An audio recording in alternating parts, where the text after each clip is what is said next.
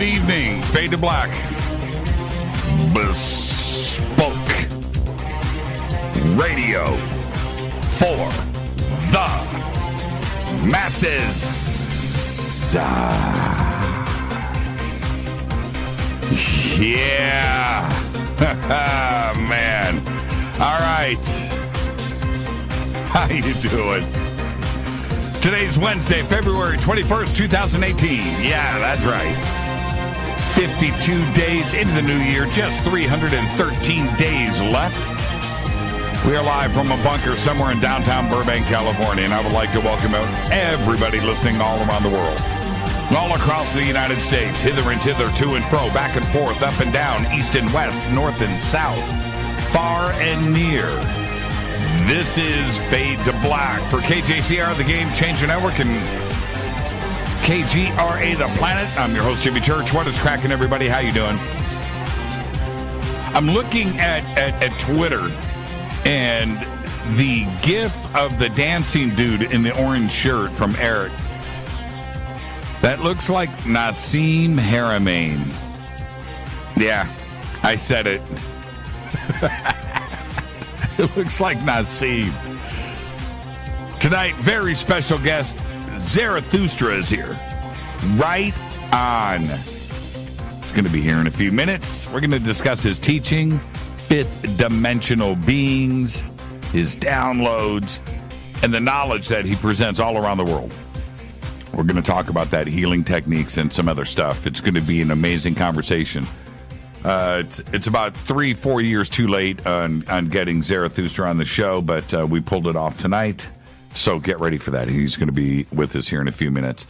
And tomorrow night, it's another Fader night. Open lines all night long. 323-825-5045 or 323-275-9695. And where was I going? Oh, yeah, John Rappaport. We're going to get our update on John in the morning. We'll see if he's healed and see if he's back with us tomorrow night. Got the flu, man. The flu will take you down, especially when you're like over the age of 30, you know, like John is. Oh, man. Flu's a nasty thing. And this time around, apparently, see, this is what we're going to, I can't wait to get him on the show. Dude, is this a plot from the CDC to take you down? Got to ask him. Do that tomorrow night. Follow us on Twitter at JChurchRadio, Facebook, YouTube. Everything is Fade to Black, Jimmy Church Radio. You know what to do. Follow, like, and subscribe. Head over to the website. Click on those buttons over there. If you want to engage in intelligent conversation with all of the Fadernauts, you can do that. Hashtag F2B on Twitter. If you have any questions or comments during the show, use It's Charlie Mars. Really? It's not Nassim Haramein? I don't know who Charlie Mars is. Am I missing? Did I miss something in pop culture here? Should I know who Charlie Mars is? Go ahead, everybody, post it up in Twitter and let everybody know how much of a doofus I am. That's a great picture. When, EJ, where did you? Was that okay? Did you create this, or was this taken? When was this taken? No. Oh, there's the microphone. So it's the bunker. I get it. Okay. This is from last night. This is really cool. I am going to steal that. And I'm going to do it now because this will disappear in Twitter. So I'm just going to, that's it. That's it. Jimmy Earth Bunker saved. Done. That's a cool shot. That's well done, EJ. And, man, Frankie Four Fingers. I can't do anything, man. Can't get away with nothing anymore. Now, where was I going? I was going somewhere, and I can't remember. I just took a left-hand turn, and I can't remember where I was going. So I guess that part doesn't matter, does it?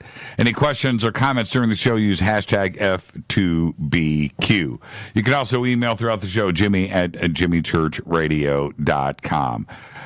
If you have written me lately and I haven't written back, I have been flooded with email about to the stars and Tom DeLonge. It has been endless and unrelenting.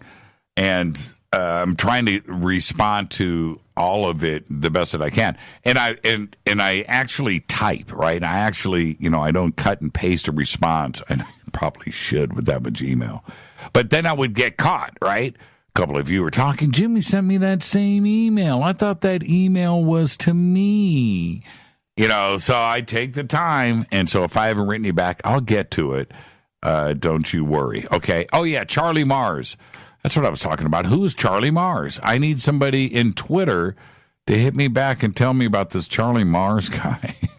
I don't know who that is. It's a funny gift, though. Every time I see it, man, I just think of Nassim Haramein. All right. Okay, so that's where I was going. That was my left-hand turn, and I almost didn't come back. And now, don't forget, we've got two amazing events that are coming up this year. First up, it will be Contact in the Desert. That is June 1st through the 4th. The schedule now, if you go over to contactinthedesert.com, the links are at jimmychurchradio.com. So you head over, and you can get your tickets, and they have the early bird pricing right now, and all of that is great. If you go to the schedule now, it is pretty much sussed out, and things are getting smoother. There's so many events going on. But to sum it up, for Fade or Nots and Fade to Black, our events are as follows.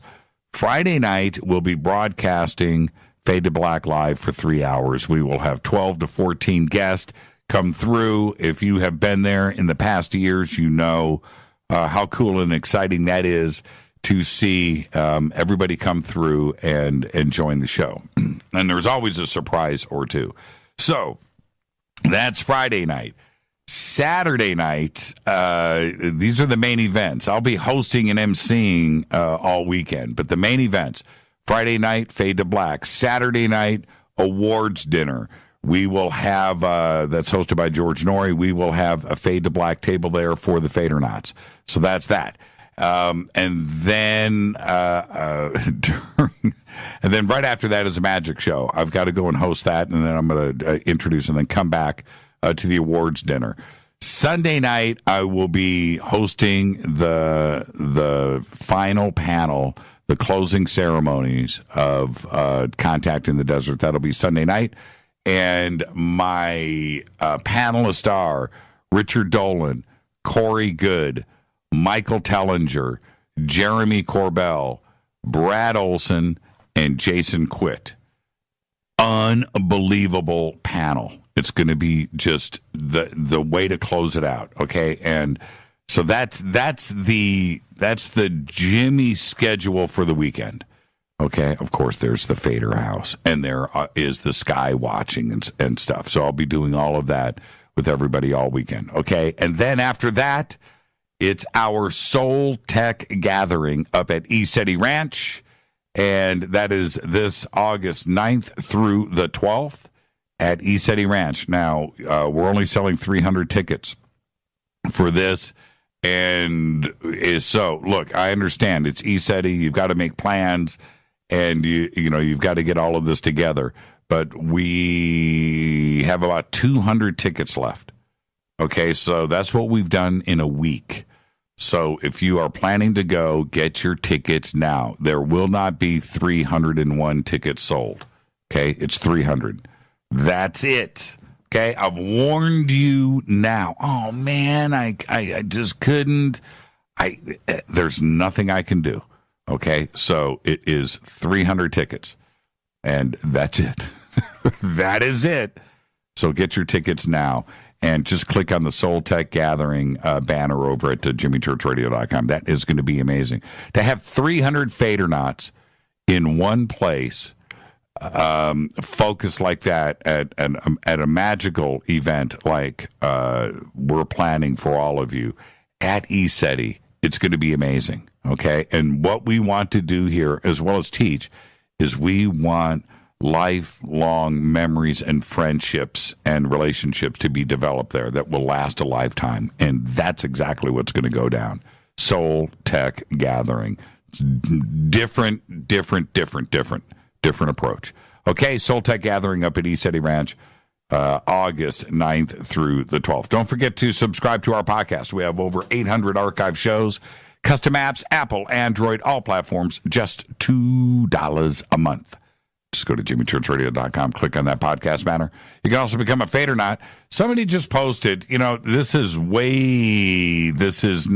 10 minutes ago or 15 minutes ago, and it's probably 1,000 tweets deep. But I did catch it. And I think I've scrolled way too much. I thought I was going to be able to eventually get to it. Here it is. I found it. Well, it shows you how time delayed I am. It was 37 minutes ago. Rich Karstensen. He just says, guess who just gave himself a birthday present and became a Fadernaut? This guy. That's who. That's a great tweet, Rich. And so you just got a shout out on the air, which I never do. I just caught that, and I thought, man, that's a really cool tweet. It's a really cool tweet. So you just got a shout out. Don't anybody else ask for a shout out. It's not going to happen. Rich got his, and that's it. I'll wait another 6 months before I do that again. Don't forget about our membership section like Rich. It's right there on the website. Commercial-free downloadable archives. You get the bunker cam. You can get autographed hats and T-shirts and all of that.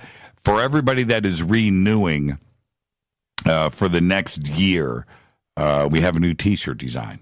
Okay? So you're going to get another T-shirt. Now, if you want an old-style T-shirt, which is our main T-shirt, maybe the other one is worn out, and that's what you want, let us know, and we'll ship that out. But anybody that is renewing will get the new design. Okay, so you'll have two Fade to Black T-shirts.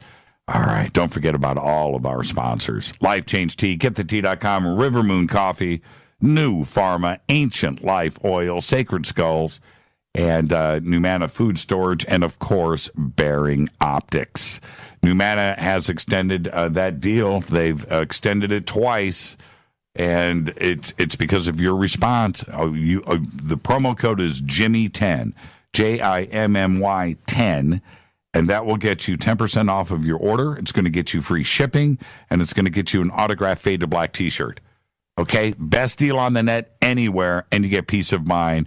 You get GMO made in America, GMO free, MSG free, made in America, best tasting, amazing. You know what? When we go back home tonight, Rita, can we have Numana for dinner? See, that right there, that will, I will get a response. Rita's going to go, yeah, enchilada. All right, so Numana Food Storage, there you go. Let's get this show cracking. Our dead guy's birthday today is Alan Rickman, and 1946 to 2016, died at the age of 69, freaked everybody out. Nobody knew he was sick. It just, he just died. And for us, in our generation, he played Hans Gruber, right, in the original Die Hard film. That cemented him forever. Now, yeah, Harry Potter and other things, but for me, and that's why I do these birthdays, everybody. I do this because these are people that were instrumental for me, and Hans Gruber, Die Hard, right? But also, he was Metatron in Dogma, and it was just an amazing role. And Metatron, as much as I am a student of history, right, and I think that I know the Bible, and I think that, I really don't, I do a lot of studying, but Metatron, I didn't know anything about. And it was his role as Metatron in Dogma that forced me to go do a little bit of research into Dogma, into the Bible, find out who Metatron was. And that was because of Alan Rickman. And also, a role that slipped by everybody, and it was extraordinarily great. He was the voice of Marvin, the robot, in Hitchhiker's Guide to the Galaxy. And that role, the movie is so great, right? and Marvin stole the show. And it was the voice of Alan Rickman that was there. And then he just died. In August 2015, he suffered a stroke, a little stroke, a minor stroke, but which led, as he was in the hospital, to the diagnosis of pancreatic cancer. And that's the one cancer you don't want. Nobody wants cancer, but that's the one that scares doctors, right? And he concealed the fact that he had terminal cancer from all but his closest of friends and family. That's it, a small circle. And that was in August of 2015. He died 6 months later on the 14th of January, 2016. So there you go. Alan Rickman, happy birthday. I hope you're up there listening. And the voice of Marvin was awesome. On this day in history, OTD, 1994. Have you seen this movie, by the way? 1994, double agent Aldrich Ames is arrested. Ames had access to the names and identities of all of the U.S. spies in Russia. That's right. And he sold out. And at least 10 on that list were killed after Ames revealed their identities. And much more than that were sent to Russian gulags and are still there. So there you go. On this day, 1994. That was crazy. You remember that? The bridge. Man, Aldrich Ames. Unbelievable. Fate or fact. Prior to 1868, write this down. I love it when I vet a fact like this one. Prior to 1868, eating meat from four-legged animals was prohibited in Japan for more than 1,000 years. That's a fact. Yeah. Love it when I whip those out. All right. Tonight, Zarathustra is here. Been waiting for this gentleman to get on the show for 4 years. And we had a great hang. Somebody mentioned, I think it was Cortana. I did see this on Twitter yesterday or earlier today, where she said, was he the guy in the jackets at Yes. And she goes, where does he get those? And I said, he's bespoke. I went up to him. I said, that jacket is unbelievably cool. And so there you go. He gets that stuff made. I'm actually going to ask him about that tonight because they are incredible. I think some of them you just got to know where to shop, I guess. But yeah, he's got a tailor. We're going to talk about fifth dimensional beings. Man, I love my River Moon coffee. It just makes me go, Fifth dimensional beings. We're going to talk about his knowledge that he presents around the world and healing techniques. And the thing is about him, he received a series of downloads. We're going to talk about that tonight. But when that happens, that's a life-changing event. And it changed him. So we're going to talk about that and his family, his presence that he has. We're going to do all of that tonight with Zarathustra. Tomorrow night is open lines. It is Fader Night, 323-825-5045 or 323-275-9695. Now, I wanted to talk really quick. Also, this weekend over at Coast, I wanted to mention this. Friday night, Kerr Smith, who was on with us last night, is going to be with me over at Coast live in the studio. So I'm excited about that. Saturday night over at Coast, Jason Quitt. Yeah, Jason Quitt is going to be with me on Saturday night. So looking forward to that. All right. This show, speaking about, what I'm going to do this weekend over at Coast and what we do here, this show is about conspiracy. I get lots of emails. I get lots of tips, and I get lots of stories and things that I follow up on here, and I do it on the show, and I love the research. So always, this is bespoke radio. You've got anything that's happened to you or concerns you or anything that you know about, if you've heard about something on the show and you know something, send me an email. Let me know. This is a vast audience and a smart audience. Send me your stuff. All right? because this show is about conspiracy. And I cover everything that falls under that word. Like time travel. How is that a conspiracy? UFOs.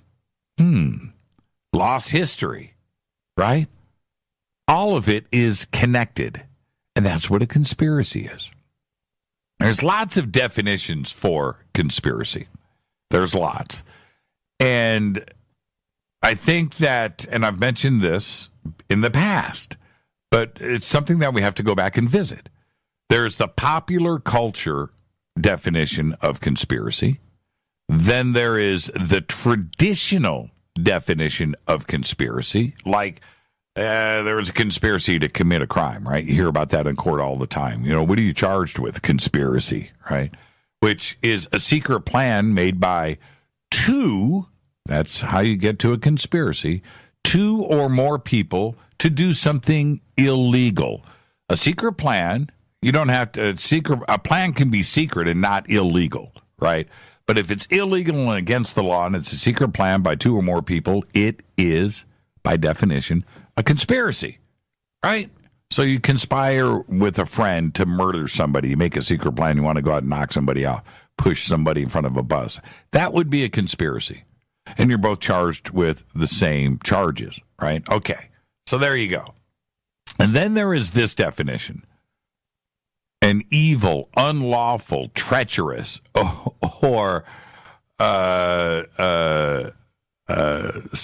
okay, let me back up. Let me lay it out this way. An evil, unlawful plan formulated in secret by two or more persons, and he joined a conspiracy to overthrow the government, right? A conspiracy, a plot, intrigue, cabal, all refer to covert schemes to accomplish some end, most often evil, right? So you kind of have that loosely defined version of conspiracy.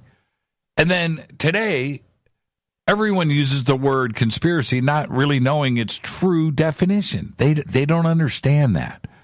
A new definition today in popular culture would be something like, you know, anything that is shady. It doesn't even have to be illegal, right? You know, Deflategate. Remember the conspiracy with footballs?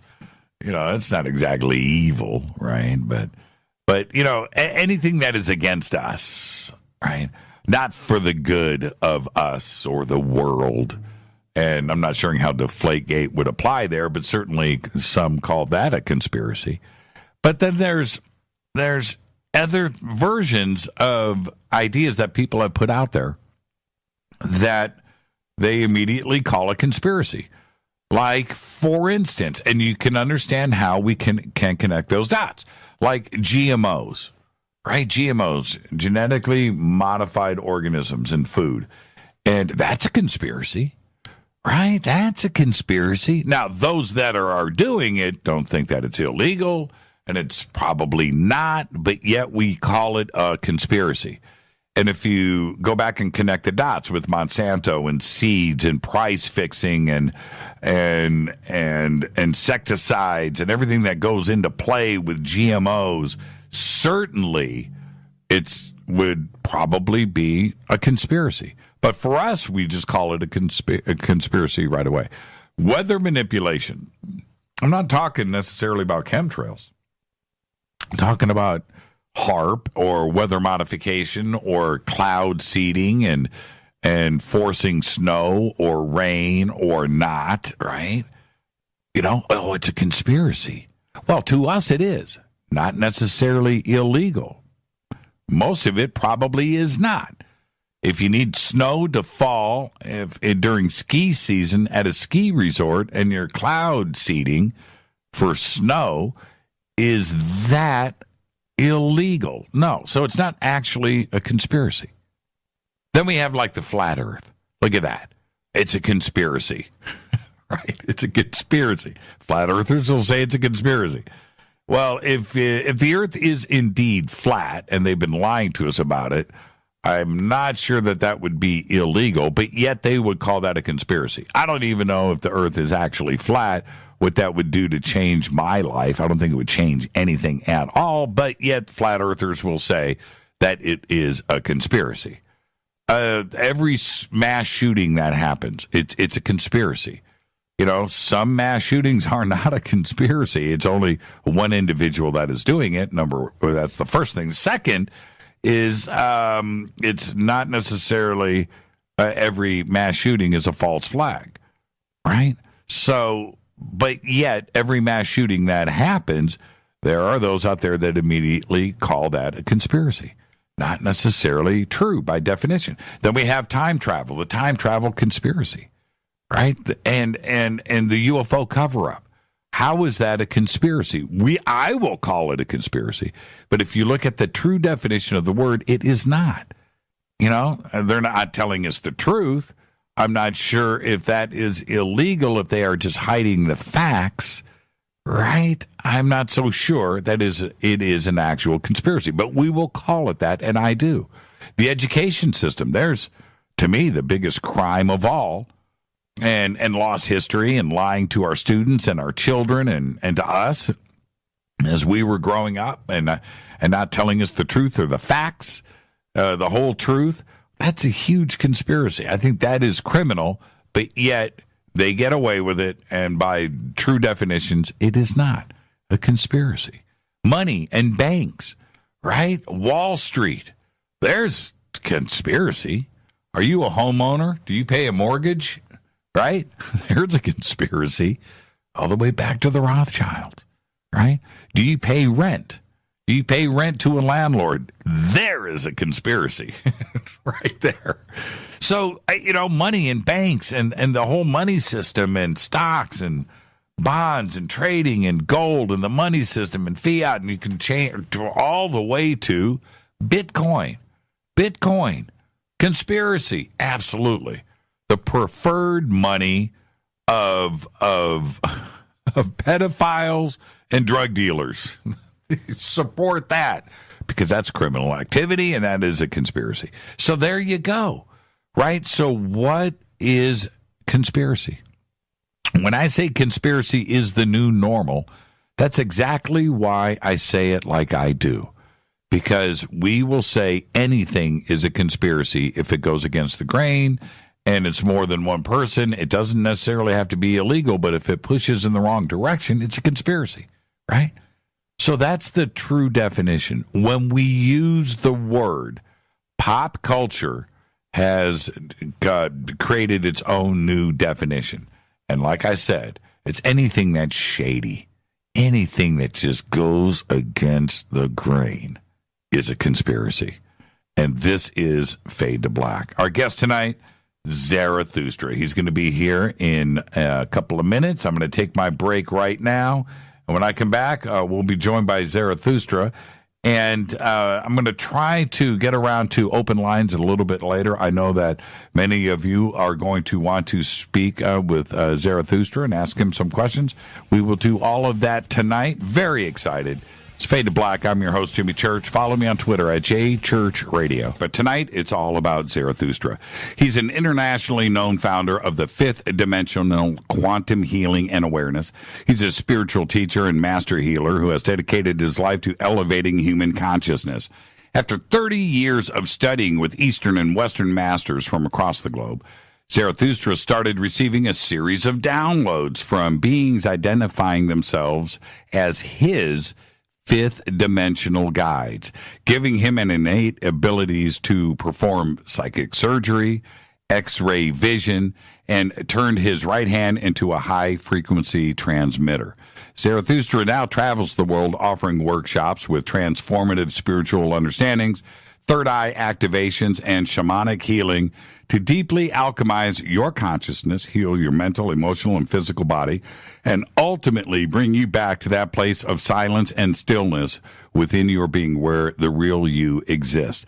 By divine guidance, Zarathustra emerges to lead our consciousness to the fifth dimension. And tonight we're going to talk about his transformation, how this happens, and how he spreads his knowledge throughout the world. He said to me, at the Conscious Life Expo. He took a look and said, he looked at me and said, Jimmy, you know, I can get your old body back.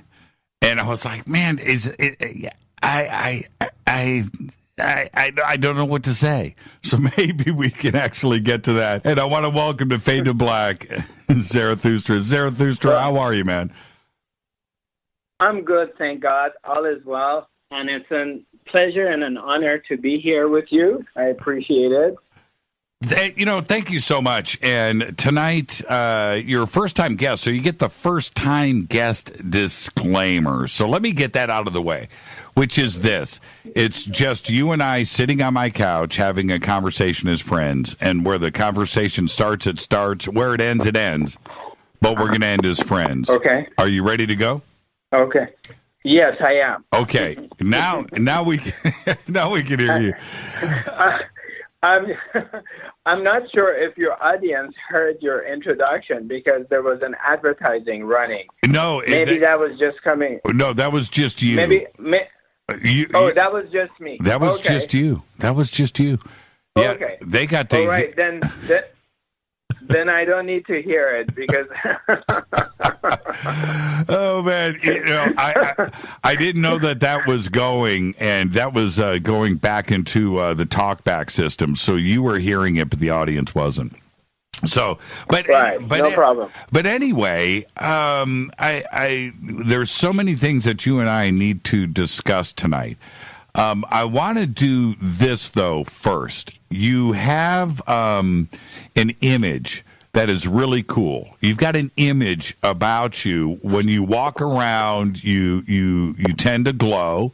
You dress really well, and this image is pretty. It's pretty cool. Where did the image come from? You know, did you always do that? Well, thank you very much. I appreciate it. That's very kind of you. And it's interesting because when I started to do fifth dimensional quantum healing and actually coming out and exposing myself to public, right. I was hesitant. I was just thinking about how should I dress? Should I do the traditional guru style from India, or I should just be wearing white like John of God? And I sat with it for an hour or two. I thought it over, and I realized I just want to be myself, and that's going to be the easiest way to be. And I've always dressed differently, or I always like to dress appropriately, or just be myself. That's the only way I can explain it, and wear what it feels right for me. It was so funny because a couple of tweets went out from people that were at Conscious Life Expo, right? And they saw that you were on the show. Okay. And they said, that's Zarathustra with the jackets, right? And I said, yes. And somebody asked me, do you know where I can, get? I said, you know what? I think he's got a secret source for that. But it was funny because you and I actually spent quite a bit of time, talking about some of your jackets. And but there you go. So people identify you with that, and I think it's great, man. And it's really part of you. And you're right. It's yourself, and that's the way it is, man. Well, thank you. Appreciate it. Yeah, let's talk. Let's back up. I want to. The 30 years of studying different masters is one thing, but then you have to get to that point. Where did you grow up, and what was the life-changing event in your life that epiphany that started to take you in this direction? Well, I was born in Paris, France, and then when I was 5 years old, my parents migrated to Tehran, Iran. And around age 19, I migrated to the U.S., and I went to college. I went to University of San Francisco and studied psychology. But I had a very deep love of God, and I was very interested in metaphysics. And and spirituality. But at that time, I didn't know how to find teachers or any kind of information in regards to that. So I ended up going to college studying psychology. I thought that probably is the closest thing to what I'm looking for. But my first experience, powerful, I used to hear voices and have some images when I was a kid. I think many children do. They call it imaginary friends. And also, things would happen. Like when I was 5, 6 years old, if somebody said that their knee hurts, their stomach hurts, I automatically wanted to put my hand on their knee or their stomach. And anyway, of course, at that time, your analytical mind come in and says, well, you're not a physician. You shouldn't be doing this. And nobody would be encouraging me to do so. So you just kind of block it and let it go and forget about it. I was 21 years old, go ahead. No, I was going to say, did you mention this to your family or your friends? No, I didn't. Right. I didn't mention any of it. Like having visions or seeing other beings or hearing voices, beings talking to me when I was 5, 6, 7 years old. They used to give me a lot of visions of different things.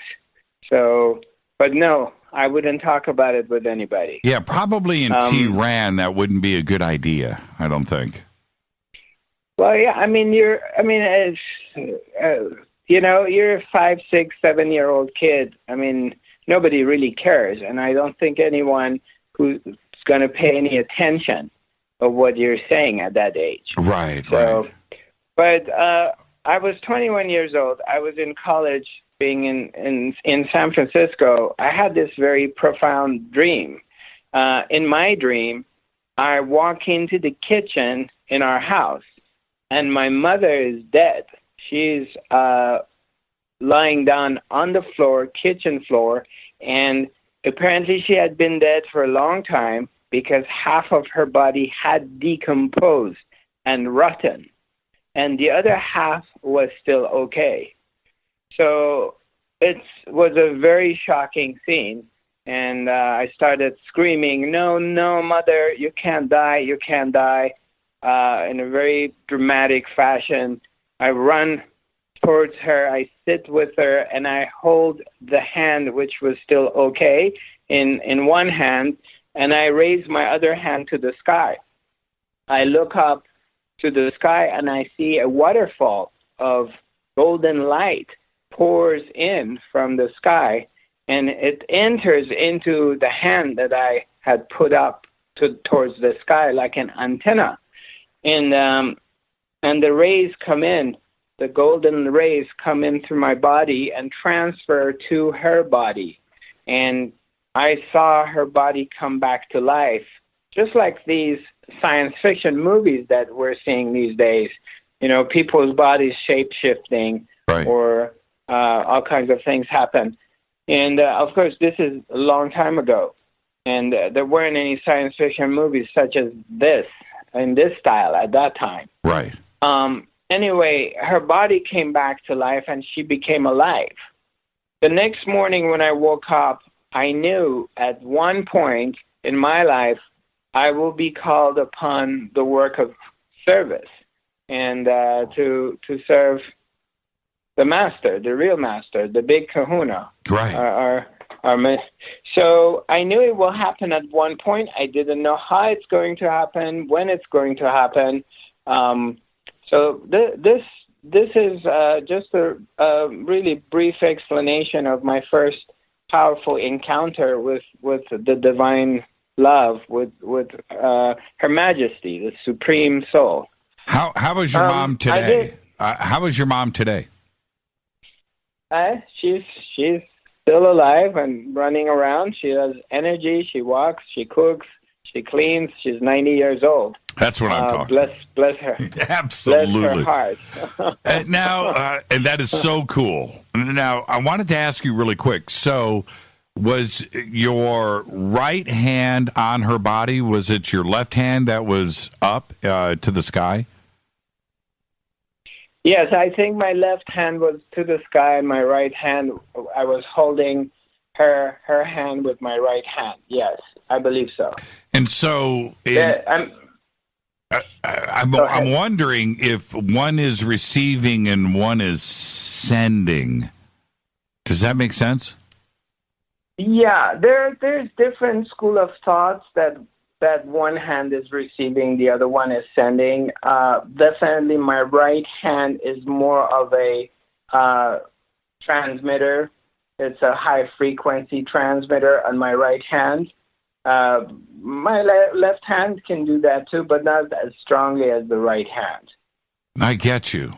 What I wish you could see me on the video here. I'm just imagining.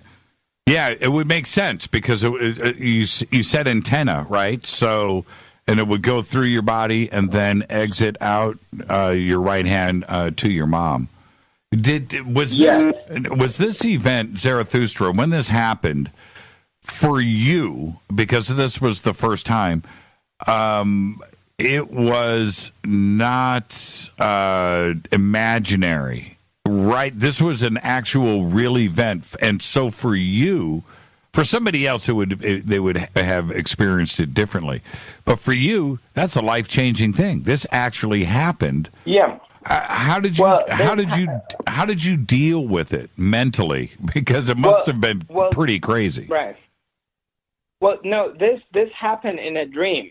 I was dreaming that. Oh. It was yes. This happened in a dream when I was 21 years old, and it just happened out of nowhere. And I guess it was a transmission. It was a vision. I was given at that time that something's going to happen. So it was some sort of activation or awakening. And it prepared me for what was coming in the future. Yeah. About 9 years after that, I came across a very, very profound, powerful healer named Adele Tinnings, a Caucasian lady with beautiful, beautiful blue eyes and white hair. And I met this lady in San Diego when I was living there. And she gave me a very powerful transmission. And, right after that, I started to meet other healers, and different spiritual teachers would appear in my life. And it was like a big opening around 1989 for me. And that pulled me into the spiritual world and made me become a spiritual seeker. So I started to be seeking and looking into different school of metaphysics and spirituality, and eventually it led me to India, and I finally found my Sat Guru. I found my teacher in India in 1992. And that it's kind of crazy when you think about this, but that's 25 years ago. Yes. Yeah, it's a long time. Yes. Okay. Yes. So how long did you spend? How long did you spend in India? Altogether, I've been in India for 3 years, but with my teacher, a period of a year. I could never be with him for more than 2 months. It was too much. I had to get away and chew and digest what was being transmitted to me. And then I would go back and be with him again. So altogether, probably between 10 months to a year, I was with him, but it was in a period of 3 years. I wanted to ask you really quick before we get away from this, because we're going to move on. When did you leave Iran? Were you there for the revolution? No, I left a month before the revolution. I left in November of 1978. That's when I left, and I migrated to San Francisco. I got you. Okay, yeah, I just wanted to... so your memories of Iran, well, it doesn't matter if it was then or now, but your memories must have been pretty good. It was an amazing country. Still is an amazing country, but at that time, it was pretty cool. Yeah, I remember the good time. So all the good stuff I remember. And of course, it's very much different now. Then it was under a different regime. And so, yeah. Yeah. Do you go back? No, I haven't been there since 2004. I visited 3 times since 1978. I went back in 1992 for 6 months, 7 months, and then I visited in 2003 and 2004. And 2004, the last time I went back. Have you ever taught? Have you ever taught there? Have you done any seminars?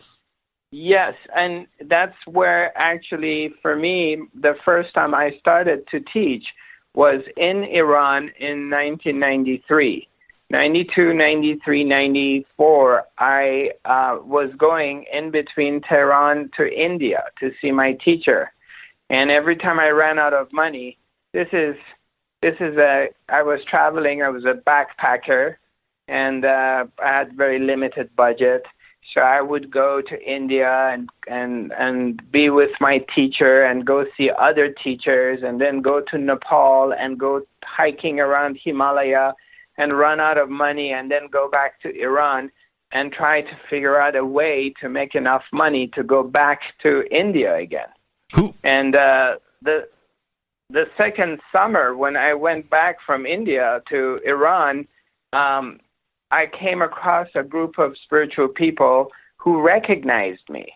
And, of course, this is Zarathustra 30 years ago, but they recognized me, and they wanted me to bless them and give them some teachings. And this is in my early days. And that's where I started to give them transmissions, and then the healer would come out, and the healing would happen. So I did I did teach in Iran, but now I can't go back.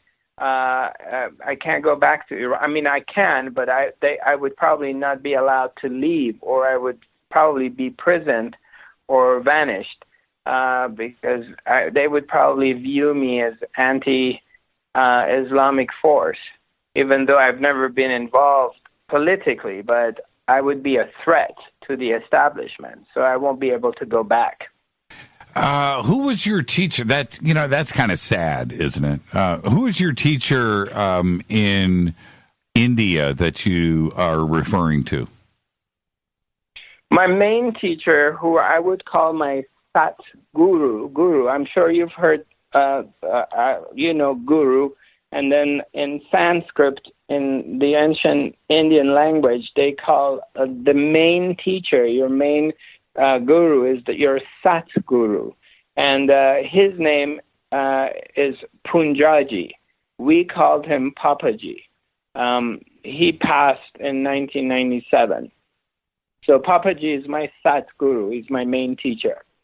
And your other teachers in India, I find this so fascinating with the culture there. One day, I would love to get to Nepal, and I would love to get to India and experience this at some level.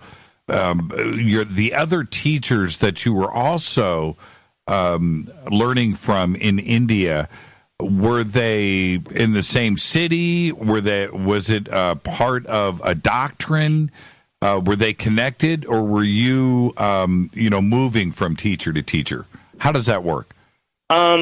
Right. I mean, for me, it was originally when I was in the U.S., I came across the teachings of Osho. I don't know if you heard of Osho, but he died in 1989. And so I came across him a year before he died. And I learned, I was very attracted to his teachings, but I 100% couldn't trust his teachings or what he was saying, because he was talking and very contradicting himself, which at that time I didn't understand. So originally I was attracted to him. He died, and then I didn't know who to go to. So I heard from a friend that they have discovered this other teacher. Answering your second part of your question, Poonja Ji's teaching was not from the same doctrine of Osho. and as well as other teachers that I came across, they were teaching different aspects of spirituality. But the one that I'm very attracted to, and I realized that this is for me, was Papaji's teachings, which it's called Advaita Vedanta, the teachings of non-duality. And that's what I find myself very attracted to. We're going to head to a break here in just 2 minutes. So I'm going to give you a quick question to answer. When certainly in our community, and you hear this all the time, but in our community, when we talk about India, Vimanas are always brought up. We want to know about the Vimanas. Were you ever told or taught anything about Vimanas and what they were? About Ramana, you mean? No, Ramana Vimanas. Maharshi, or? No, Vimanas. The flying. I guess you would, the flying craft. The flying craft. Yeah, Vimana. Okay. Yeah, very interesting. Right. Let's take a break right here. Yeah, Vimanas in the ancient Indian Sanskrit, they reference these craft that were flying, and we're talking about thousands and thousands of years ago. Zarathustra. Right. Fade to black. Our guest tonight, Zarathustra. Very excited to finally have him on the show. And what I would like to do now is Zarathustra. Tomorrow night, are you there? Yes, I'm here. Okay, that was weird. Tomorrow night, you've got a presentation here in Los Angeles. Where is it? At a place called Gateway, the Portal, and which is in South Barrington and close to Pico. It's in West LA, and the address is 2511 South Barrington. I know exactly where that is. I know Okay. I know exactly. I know exactly where that is. Yeah, that's okay. You must have, yeah. Well, what time is it tomorrow night? Well, it starts at 7 o'clock. It's from 7 to 10 p.m. It's the title of it is Transformational Shamanic Group Healing Event, which it is a shamanic group healing event, and I will be working on everybody one at a time, and some people may be getting psychic surgery depending on their needs and how strong is the energy. But everyone will be definitely gets a hands-on healing. And it's over on your website. Is there information there? Yes, it's on my website, Zarathustra.tv, and I also have it I have a flyer on my Facebook pages. There you go. Which is Zarathustra Swami, right? And we've got all of those links are over at jimmychurchradio.com. You can just click on them right there, and it'll take you straight there for that information. Now, let's talk about the series of downloads that you received. How did that happen, and how many times, and how did this is a lot of information that is coming at you. So tell me about that and how it happened. The actual downloads happen sometimes in between May and June of 2009, in a period of 9 weeks. But prior to this incident, there's this part that I feel like I need to mention, because I started hearing whispers in my ears. And so I'm just hearing something is whispering in my ear to go make a business card and write healing. So I keep hearing healing, healing, healing, and I ignore it. And finally, after a couple of weeks, I go, okay, you're driving me crazy. Healing, fine. What do you want me to do? Then it says quantum healing. So now I keep hearing this quantum healing in my ear. And I say, okay, quantum healing. Then they say fifth dimensional quantum healing. And then I'm like, I'm not going to go make a business card saying fifth dimensional quantum healing because I don't even know what it is. And I can't even spell it. You know, they say, okay, go online and research fifth dimensional quantum healing. So I go online and research fifth dimensional quantum healing, and it doesn't exist. There is quantum healing, there is fifth dimension, but there is no fifth dimensional quantum healing. And I'm saying, like, okay, it's not there. They say, yeah, but you're going to create it. So what happens, a lot of stuff is happening during this period of time. A lot of synchronicities happening, really, in a way you can say strange, weird encounters are taking place. And but the actual, back to what you asked me, the actual downloads is happened in May 2009, and I don't have much recollection of it. I just know that for a period of 3 weeks, I'm lying down on my bed in the loft I had in Venice Beach, and for 3 weeks, I'm not awake, but I'm not asleep. So it's not like I'm resting, but something has taken over my body and my mind. I have no control. I can't decide what to do. I can't think of anything. It's completely taken over. But I do remember that information downloads. And the only way I can describe it, I don't know if you've seen the movie Matrix. Of course. Okay. And do you remember that part that in the first episode of Matrix, at the end of the movie, where the agent, he had an encounter with one of the agents, and he started to look at the agent, and he wasn't seeing a human being anymore. He was observing patterns, information patterns. That's right. What he was seeing. Right. Right? Right. So this is what the only thing I recall is that sort of information in the form of a light was just downloading into my psyche. And this went on for 3 weeks. And it was extremely exhausting, excruciating. It wasn't painful, but exhaustion. And I have no idea, no recollection of how I ate or went to the bathroom or showered or cleaned up. I don't remember any of it. I just know that that was happening. And after 3 weeks, my life went back to normal, and I was able to do my normal duties of life. And thank God that it stopped, because my parents were freaking out. And they thought I'm on some kind of acid or some kind of drugs or whatever, and I've lost it. And they were getting ready to take me to mental institute. I don't know what was going on. So my life goes back to being normal again. So for the next 3 weeks, I live a normal life, and then again they come and take over. The second time, that was another 3 week period. Now, what happened in the first 3 weeks, my right hand turned into a high frequency transmitter.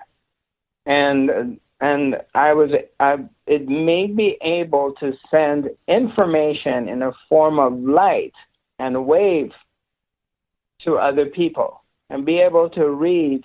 If I put my hand on someone's body, be able to receive information from them, and be able to specifically activate third eyes. Because, as you know, pineal gland, which is our third eye, is bioluminescent, and it gets activated through light wave. Obviously, we cannot cut through someone's skull and put a flashlight towards the pineal gland, but we have to send light in a form of waves, so in energy. So, and I didn't know that I'm going to be able to activate people's pineal glands so strongly, but this is what happened. Let me. Well, hold on. I have to jump in right here. This is very interesting. How long does it take to activate somebody's pineal gland, and can you do it to anybody? Yeah, I can do it to anybody. There's no guarantee that 100% they're going to get a full out activation right away. Right. But I've activated tens of thousands of people's third eyes, pineal gland, by giving them a Shakti pot. And you know, depending person to person, some people I have to give them exercises and doing some meditations and prepare them to go deeper. And some people, I put my finger on their third eye and boom, they're just gone, or they're just fully activated. It all depends on the person. Now, you touched my shoulder at Conscious Life Expo. What did you find out? Yeah, I'm just messing with you, Zarathustra. Right. I'm trying to remember that incident. You know, with those kinds of abilities, it's. I have to ask the obvious question: are you able to just go up to somebody? Do they have to agree?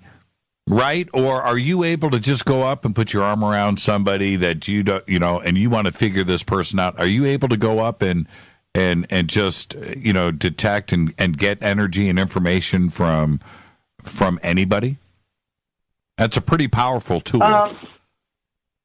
Yeah, it depends, you know. It depends on the settings. And it depends if I'm working and they're available to me or not. But if I'm able to put my hand on someone's shoulder and I have a little bit of time, I start getting information. Oh, man. I know, right? I like the laugh. I like your laugh.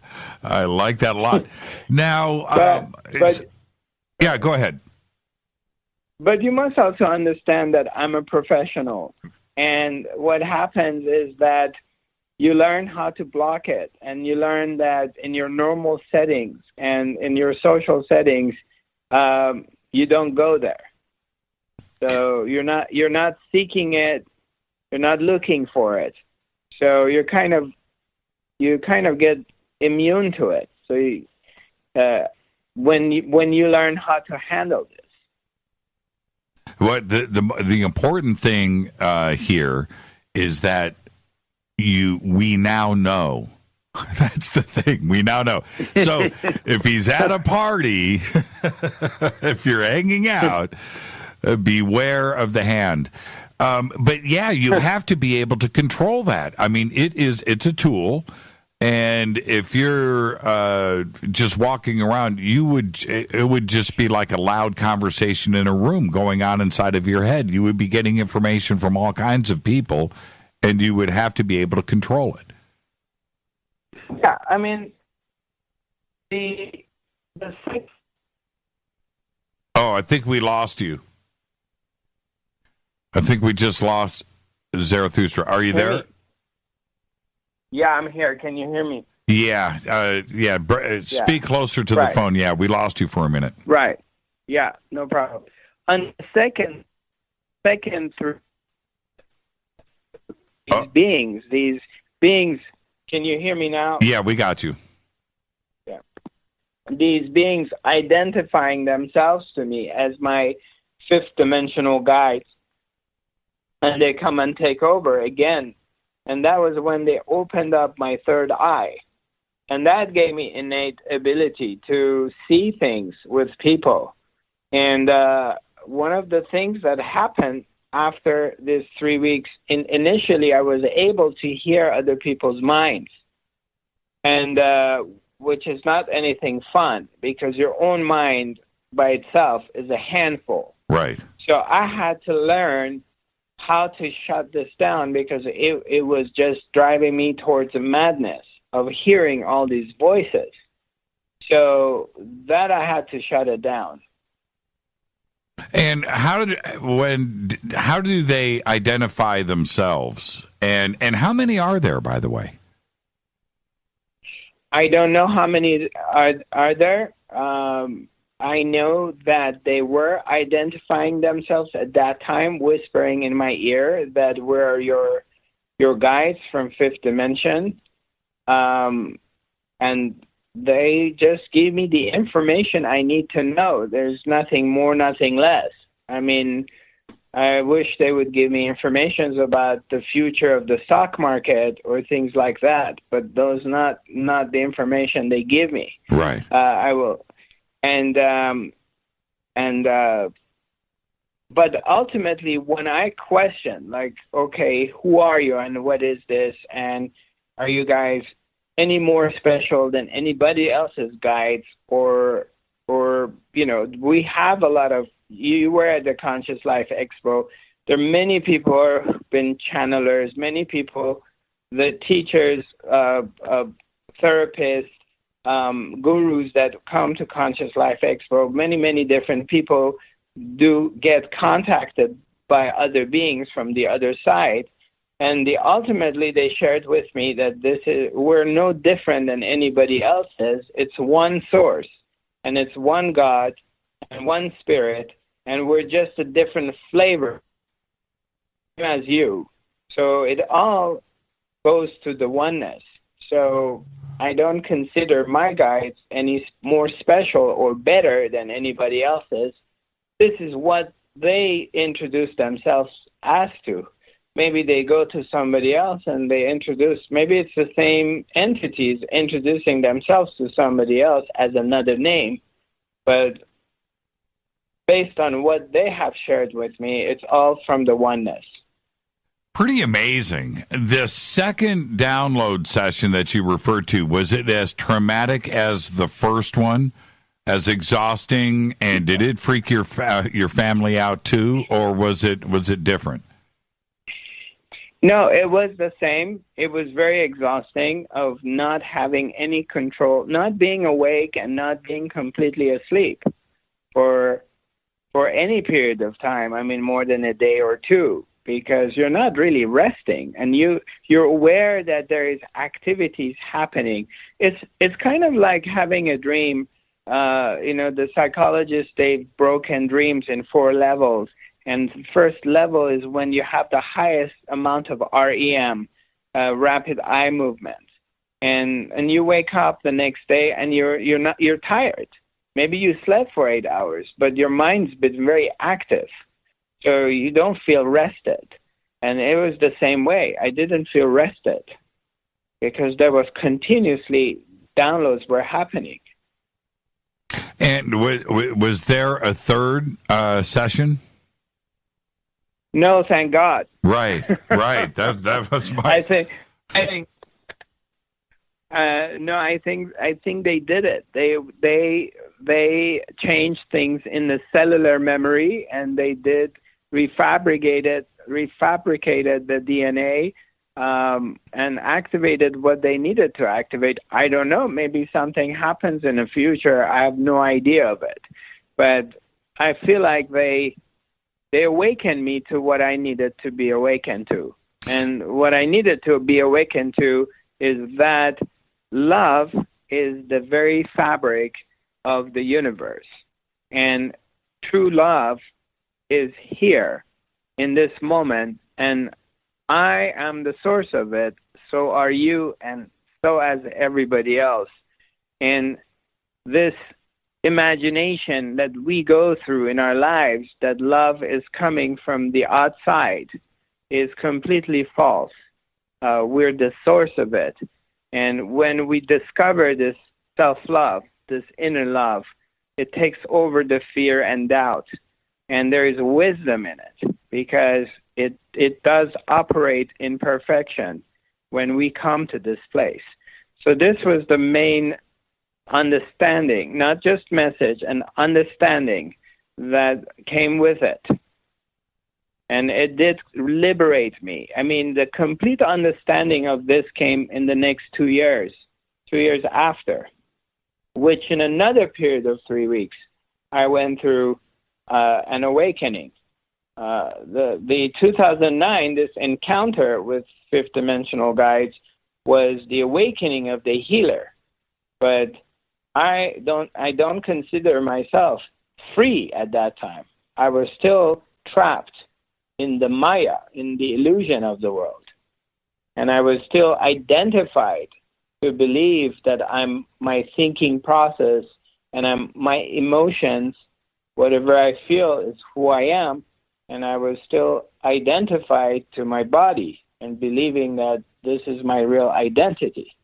But I became free from that in 2011, in actually September of 2011, in another period of 3 weeks, but in a different fashion.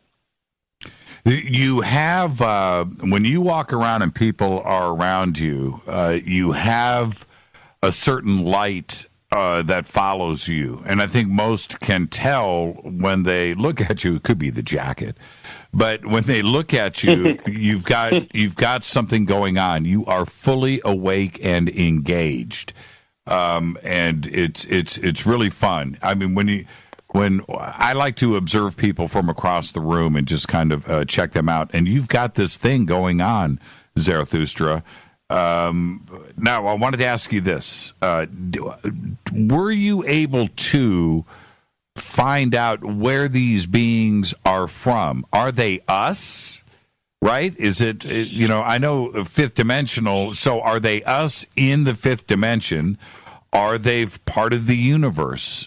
Did they give you any of that information? Yes. They are a part of us.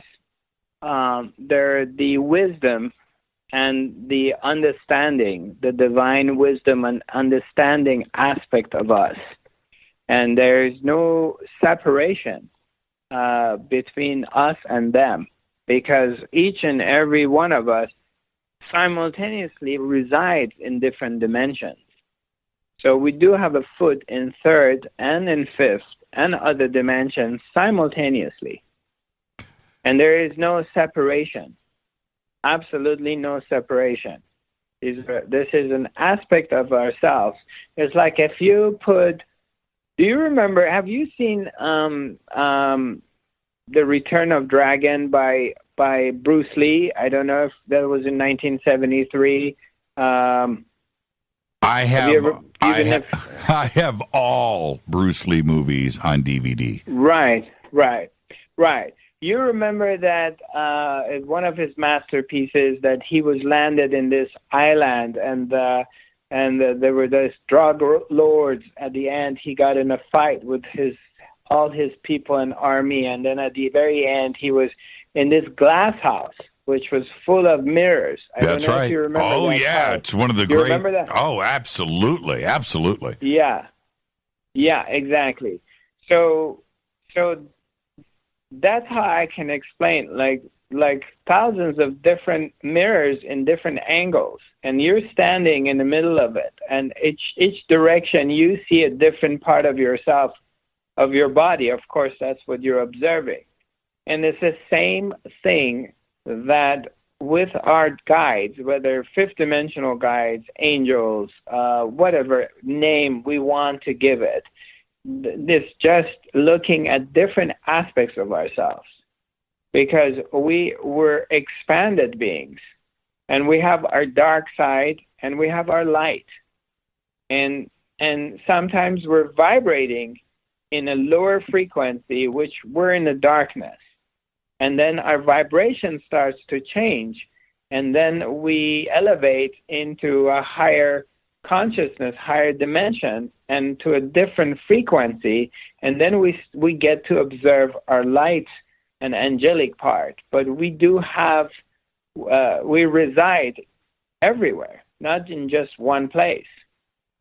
If you were able to go back and talk to Osho about this, or your other teachers in India, would they look at you and smile that you have this understanding about what a fifth dimensional contact and being is, and receiving this information? Yeah, I certainly hope so. I believe so. if I ever had an opportunity to come across a very highly evolved, intelligent being like any of them, yeah, I'm wondering how it would be like. But, I mean, the old saying is that when the student is ready, the master appears.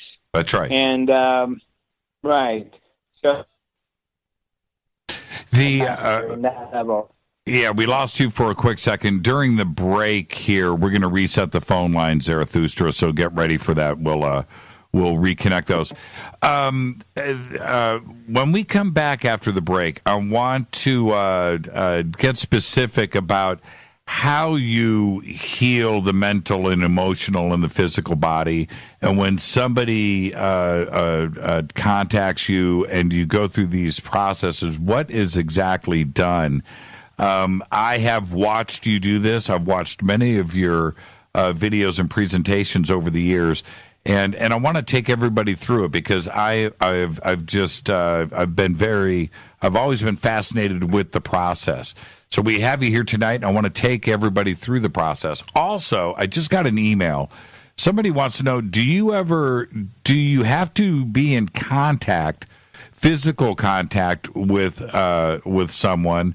Or can you do this over vast distances? We're referring to doing healing, correct? Yes.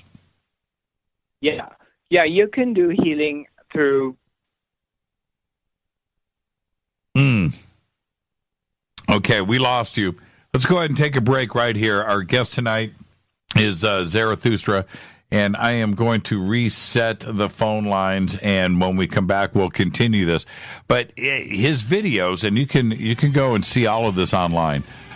You can see his process and how this is done.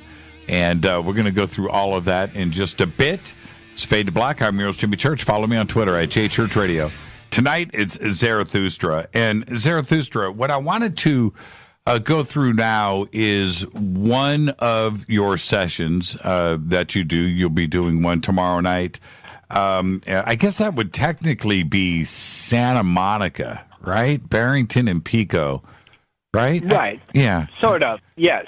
Sort of. Yeah. And at the same location the week after, I'm also doing my healing training program, and I'm teaching. My healing training program has 4 levels, and I'm teaching level 1 and 2, which is going to start on Friday afternoon on March 2nd to March 6th. And that's the only time I'm going to be doing it this year in Los Angeles. You do this you do this all over the world. I've seen videos of you in Sweden, and you spend a lot of time over there, don't you? I spend about 6 months a year on the road. So Sweden, Norway, Denmark, Spain, Germany, Poland, and now I got invited to go to Egypt with Emmy Shanti and Diana Maxwell from Conscious Life Expo, and we're gonna take about 40 people on a retreat for 2 weeks to Egypt, taking them to sacred places and pyramids and powerful places, and do activation. So I'm about 6 months a year here in the U.S. and 6 months a year on the road. Oh, I would love to go to Egypt with you. We would love you to come. Oh, that would just be amazing. Absolutely amazing. Egypt is, it's something we discuss every single day on this show. Okay, so let's take me through how this process is. And I definitely want to discuss the X-ray vision part of things too, as well. I find that fascinating. But okay, so what's the process when everybody gets together, like tomorrow night? Well, basically, is in order to do group healing and be able to do psychic surgery in a short period of time and having a large group, is that you need to build up the energy. And what we do to build up the energy, seal the leaks so there's no leaks in the room. Energy starts building up, and using the collective energy to directing it to one person at a time. And to do it is, after all these years of being with different teachers and healers, observing how they do the work, I decided to bring a blend in a series of different methods of building up the energy quickly. I took different things from different people. And active meditations are very, very effective. And we use active meditations: shaking, laughing, jumping up and down, catharsis, whatever is being required at the moment. So we do a series of active meditations, which takes about 15 minutes, 20 minutes. And while we're doing our active meditations, we do, like, let's say, 1 minute of shaking. We're standing up and we're shaking our bodies, as you have seen on my videos. Mm-hmm. And then we stop. When we stop, I have everyone put their hands on their heart. And I ask them to put their judgments away from themselves and to bring this feeling of loving themselves. And we do some self-love affirmations. And this results into the person going back to their source, going back into their center. And then we go ahead and do another active meditation. So it helps you to go beyond your thinking mind into your heart, into where it's silent and quiet. And then the heart opens up and love comes. And love is the only healer that there is. God, love, the Spirit. There's only one healer on this planet. Now, it may be coming through my body or somebody else's body or different forms, but there's only one healer. So by doing these meditations, active meditations, self-love affirmations, we go into this place, and we all get connected to this place. So it becomes a oneness happens to be there. And the energy gets really high. Our vibrations begin to rise to a higher frequency. And then we infuse indigenous sound vibrational therapy, different instruments with music, and we create the mood. And then the person goes into a trance state. And that allows me to be able to work on them very quickly and pull out when the person is vibrating in a higher frequency. Now we're talking about how does the actual healing happen. Right. Is by raising our vibrations to a higher frequency, going from third dimension to fifth dimension by raising vibrations. And as the vibrations rising to a higher frequency, a phenomena takes place. And that is that old information that it has been stored in the cellular memory of the person because of things that happen in our childhood, blockages, the damages inflicted on us, whether we've been physically abused, sexually abused, we've been emotionally abandoned. Something has happened to us, and it has resulted in emotional problems or in psychological issues or physical damages. As we're raising our vibrations to a higher frequency, all these old information that are stored in the cellular memory of the body, it gets deleted because it's no longer applicable in a higher frequency. They don't exist in fifth dimensional vibrational frequency. Depression, sadness, anger issues, alcoholism, health issues, they do not exist in that higher frequency. So they automatically disappear. And that's why this is called fifth dimensional quantum healing, because it's a quantum leap into fifth dimension. It's a quantum leap into the unified field of oneness, into the unified field of love. When somebody, and I know you enjoy this when it happens, but you'll have a couple show up. One of the two is being dragged to you, right? Kicking and screaming. And one is going through the process and being awakened or is already awake, but they need to get their significant other on that same plane as themselves, and they bring them, and they are fighting it. They're skeptical, right? But they go through the transformation, don't they? If I have an opportunity, what you mean dragged is like a couple, one wants to come to me, the other one doesn't really want to come, but he or she comes because of their partner. Is that what you mean? You know exactly what I'm talking about. Right. In the work I do, people ask me this all the time, that does it help if we really believe in it? And yes, of course it helps if you believe in it. But the non-believers, they've gone through major transformations through the work too. But my requirement is, person doesn't necessarily have to believe in it. They need to be open to it. And if they're open and available, then the energy takes them. So I had this situation, as you're referring to. Actually, it just happened on Sunday evening that I had an event at the same location on Barrington. And the wife brought her husband because he has a lung issue, something in his lung, and he never believes in healing and he doesn't believe in any of these things.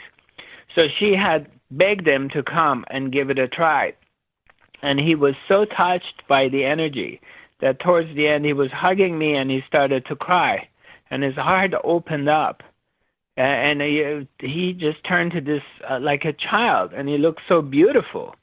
And was thanking me because he had heard about this and he never believed in it, and he was touched by the energy so beautifully. But he was open to it. He gave it a try. So, yes, answering your question, I have seen transformation happening to people, even the non-believers. It's great when it happens too, isn't it? It's very beautiful. The first, I'm just going to share this with you. The audience has heard this story a million times, so I'm going to tell you the short version of it. We were at an event up at East Ranch, and I'm just doing my thing, and we're standing in this medicine circle, this Indian circle out in the middle of this field. I don't know if you've been to East, but anyway, so we're out there. Yep. And so you know the circle that I'm talking about. And medicine. You were at the medicine wheel. Yeah, the medicine wheel. So I'm out there. Right. And I go there, man. I split. My mind, my body did this thing, and it was lasted for about 15 minutes. But the thing is, I didn't know what I was doing. I didn't know what to expect. I was, hanging out with my friends and just going through the processes with everybody else, and then boom. Now, let me tell you something. After that, I'm walking away, and it's, for the lack of a better term, I saw the light, right? And beautiful. And I don't know. I try to be the big, strong guy, this thing, and that's who I am and everything. But I walked away from that going, when somebody tells me about an experience like this in the future, I'm not going to laugh it off. You can't, because it is something that is real, and it's wonderful when it happens. It really. Now, this is what's funny. I don't know if I would do it again, though. You don't have control. That's the first thing. There is zero control with that. And but it was a wonderful thing to experience. And so for those that come to you that are open to it, like I was, and that was my point of telling this story, Zarathustra. I was open to it. I just didn't, I'm open, but I'm a little skeptical. Well, that's all you need. You need that crack. Yeah. The crack in the door. Well, the old Sufi masters, one of my teachers explained to me that, and this is my experience, direct experience, that we really can't choose the spirit or God. It chooses you. And when it wants to reveal itself to you, it opens up this curtain and it shows itself to you because it's always there. But it opens up this curtain and the light shines upon you. So it's really not something you and I can choose. And it doesn't, and there's also the human mind projects that, okay, I don't want to go back to this medicine wheel, but you may just go back there and nothing happens because the mind has these expectations that if I go back there, I'm going to see this. Right. But that doesn't need you to go there. It can reveal itself to you at any time, anywhere. Yeah, I realize that now. I realize that. And there were a couple of other moments over our 3 or 4 or 5 days that we spent there where things are happening, and it was a great experience to go through. And this is what I think is so special about that place. If you have a significant other that is on the fence or is skeptical, take him to ESETI. They'll be done. Take him to ESETI. Now, your psychic surgery and the X-ray vision part of it. When I suggest that, most people are going to think of an X-ray that you're seeing through somebody's body. That's not what we're talking about here. Tell us about that. When my third eye opened up in 2009, I was able to, when somebody comes to me as a client and we're just sitting in front of each other, and after they tell me what they're looking for or what's going on, a phenomena takes place.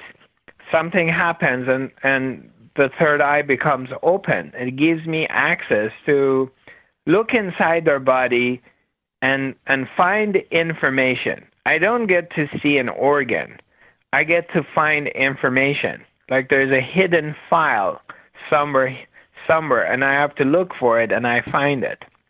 As well as look into their auric field and see what's going on in their aura. And if I find any gaps or holes in the aura, because that's also in the energetic body, that's where the problems normally start to happen, and then eventually it manifests in the body. What does it look? Yeah, what does it look like to you? I mean, what is it that you see?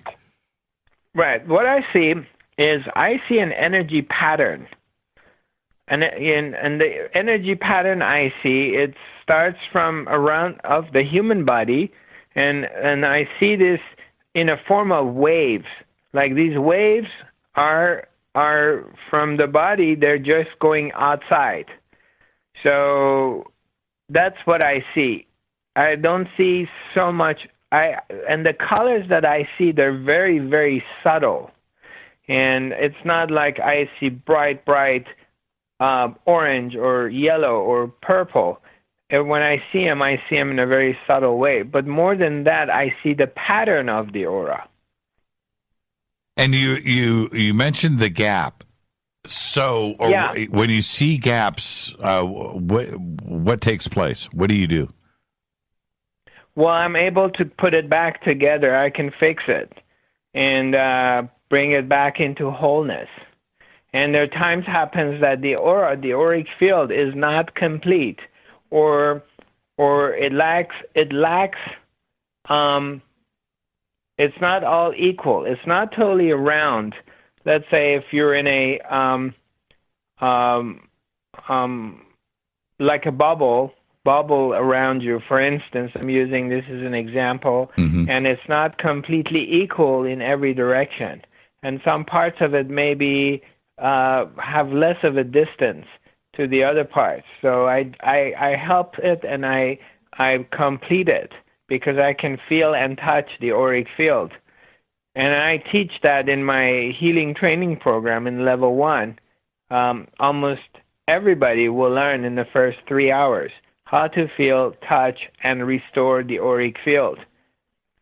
And So how quick? I'm sorry for interrupting you, but when you are going through this healing and fixing of the auric field with someone, is the transformation and the connection and the filling of the gaps, is it immediate? I mean, does somebody just go, whoa?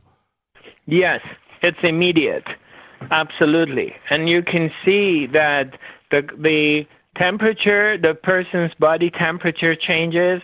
You can see sometimes their facial expression changes. The face may get really red. And a lot of times after they open their eyes, they're smiling at me, and they can't stop having so much joy. Things happen very quickly, yes. Do you see overlays, such as maybe other beings and so forth on the experiencer? No, I don't. I sense things, but I don't see other beings. Okay. Wow, this is just fascinating to me. Now, if it's instantaneous and somebody steps back and says, okay, that is there another step after that? Well, yeah. I mean, I'm always myself when I'm doing the work. Of course, I've been doing it for so many years, and then when you're watching my videos, it's so fast. But I always start with the auric field. Right. And no matter how quickly I do, I just go around the aura and I get a feel for it. And again, it all depends how much time I have with a person. But I quickly go to the aura and see what's up, or I take a look at it as I'm doing that. And I get the information I need. And the next thing is if it's in person, a lot of times I do healing work on Skype, which is just as powerful as if I'm with them. But when I'm at the presence of somebody else, I get a chance to touch their back, shoulder, anything from your lower back up to the shoulders. So I get to just quickly go through it and touch it, and then I find the blocks. And this is something I teach to my students, of finding the blocks. What happens? What happens if somebody doesn't have an aura? Well, that does not exist because it's a non-existing thing. Everybody has an aura because this is a planet of energy, and every human being is an energy system that exists unless they're dead. Only dead humans don't have an aura. That's what I was just going to say, like a dead soul. somebody that is so toasted on the inside, right? That really they still have an auric field. Every living being has an aura, and I can see that. Okay. Now people who vibrating in such a low frequency, as we say, their soul is dead or whatever, they're dark, and their auric field is darker and denser, but they do have an auric field. What about a massive gap? I mean, is there? What I mean by that is this: you're checking out the auric field and you're with somebody. Have you ever been like alarmed, where you had to step back and go, "Okay, we've got some serious issues here"? One time, one lady in Sweden. This is a long time ago. That's the only time that I'm going through a lot of people. I'm at this setting that there were hundreds of people, and one at a time were coming to me, and I would work with them. And this lady was I think she was a meth addict, and she was so dark that my immediate reaction was I didn't want to touch her, and I didn't want to work on her. So I had her sit down on somewhere, the waiting area, and I wanted her to be cooking and be irradiated by the energy, being under the energies, the divine energy radiation for a while. Mm-hmm. And I had one of my assistants to sage her. So we were prepping her, and then I worked on her. Then I had her come, and I admitted her. That's the only time ever someone was so dark that I didn't want to touch him right away. Yeah, for you, that just must have been pretty intense. Yeah, this is an intense job. Right. And but you have to understand, Jimmy, that I'm not the healer. I'm not the one who heals these people. It's God. It's the Spirit who heals them. And at no point that I'm under the illusion that I am the one who's doing it. So their darkness cannot affect me because I'm just a conduit. I'm a channel for this energy. And no matter how dark is this person, that has no effect on me because I'm not the doer. And that which is the doer knows what to do. So we're carrying the light, and no matter how dark something else, there's no room for fear, and that can transform through love. Do some people confuse you for a psychic or a medium? Yeah, they do. When you do this work and you have this develop this intuition, you have opened up and you get a lot of information. You are naturally a psychic and a medium. So, but am I interested to do that kind of work? I'm not so much. People have asked me to do readings for them or do channeling. I know things about them. I sometimes see things in their future or their past, but it's not the area that interests me to develop. Fascinating, absolutely fascinating. Now, when we come back, we're going to take. Oh, go ahead. We got 1 minute. Yeah, and then in regards that you were saying, like, do I see beings around people? I sense them. And as I mentioned, I also, if there is any kind of dark entity attached to someone, I smell them. What do you mean? You mean like smell? What do you mean smell? Smell? Yeah. Or sense? Yeah, smell. I smell rotten, something really stinky. I can smell it when it's a dark entity attached to someone.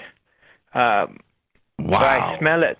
Wow. So I know there is something there. I always thought that was my Axe body spray. But let's take a break right here. Our guest tonight, Zarathustra. Now, when we come back, Zarathustra, I'm going to talk about colors. Can we talk about colors? Colors? Sure, I love colors. Let's talk about it. Let's talk about colors. Our guest tonight, Zarathustra. This is Fade to Black. I'm your host, Jimmy Church. We'll be right back.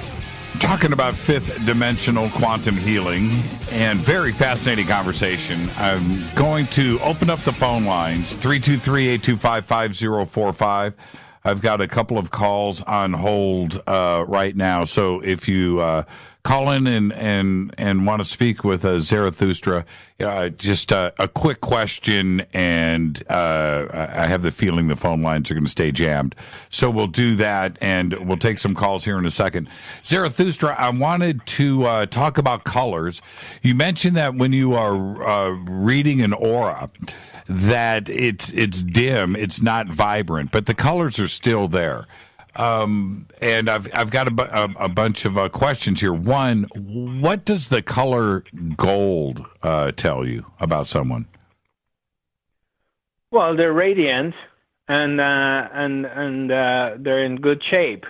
Again, as I mentioned earlier to you, that I don't see the colors so abstract as some clairvoyants they claim to see it.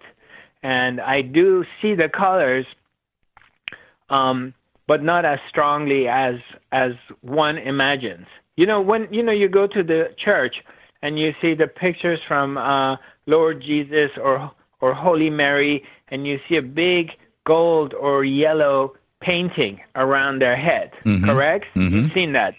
Well, the artist has to exaggerate the auric field for average person to see it. But in ordinary time, when you begin to see the aura, it's not as it's not that way. You still see light around somebody, and you see the tone of it, but it's not like a painting you see in the church. And what do you look for? When I do look at the aura, I basically see that how radiant it is. Is the pattern of the auric field is correct? Is it like the waves are going out in a uniform way, or what is going on with it, basically? And by looking at it, you get information when you connect to the field. Jimmy, this I need to insert this part of it because a whole thing is a part of one unified field. It's the healer.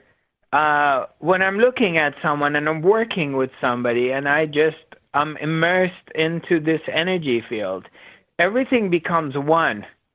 You go to this place, it's very difficult to explain it, but you go to this place of oneness with the person that you're working with. And information starts to be downloaded. You start to get information that you need to know about them. And sometimes you may not even be able to explain what the information is, but you know it. And certain things, these, the memory that is at the cellular level, these things that are changed and altered and reprogrammed, if you will, is there a genuine change in character, such as it could be diet, or it could be bad habits, or sleeping in late, or all of these things? Is there a general correction in people that they can't even control it? Yeah, absolutely. I mean, I've seen all kinds of different things happen to people. From someone giving up their cigarette smoking, they stop smoking. I've had working on people that they became a much more powerful healer, channeler. They started to get visions. They started to get really connected with the world beyond. I've seen people that developed. One fellow I worked with, and he became a cook. And he said he couldn't cook for 30, 35 years. And then he started to become this magnificent chef. So I never know what's going to happen to somebody when I work with them. But I've seen a lot of transformation and changes in people. You looked at me and said, you looked right at me. I'm just going to tell everybody. You looked right at me and you said, I can help you lose some weight. Right? I was like, man, go ahead. You can tell everybody. Yes, I said that to Jimmy. I literally said that to him. And how does that happen? Is it a change in diet? Is there... for somebody like me, I'm not obese, but I'm certainly, I think everybody could shape up a little bit. You're in perfect shape. Oh, I told, I said, we had a group of friends. We were standing with a Zarathustra, and I said, okay, I'm just going to let everybody know he's 199 years old. But yeah, you are in great shape. For somebody like me, how would I make those changes? Well, if I get a chance to work with you energetically, then what happens is, as you're raising your vibrations to a higher frequency, old patterns that they're serving you, they shift and they change. So by raising your vibrations to a higher frequency, your body, your psyche starts to adjust, and you're no longer maybe attracted to certain kind of foods, and naturally you don't want to eat them. or there could be the creation of a brand new program that you all of a sudden start feeling like you need to do a lot of exercises. Right.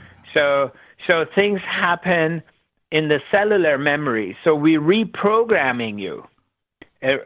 And you don't really have to try. It automatically happens. It's like all of a sudden, naturally, every day you get home from work, you feel like going for a jog. You feel like having smoothies and juices and fruits instead of having any other kind of food with bread or whatever, or pasta or rice. So a natural change starts to occur. Oh, you're bumming me out. Can I lose the weight without giving up pasta? Let's go to the phones. My audience, who I adore, I love greatly. They know that Rita and I are big foodies. We love to cook and we love to have people over, and we celebrate. There's nothing like the ceremony of cooking. And I don't know. And I told you what I like to do. I don't know if I could take that part of my life out. I really don't. Ooh, right. Maybe less. Well, maybe, you don't have to take that part of life out. You don't have to necessarily do that. There just adjustments may happen to you automatically, that your desires towards certain kind of food that they're not serving you may just go away on its own accord. So, and that's the beauty of this work.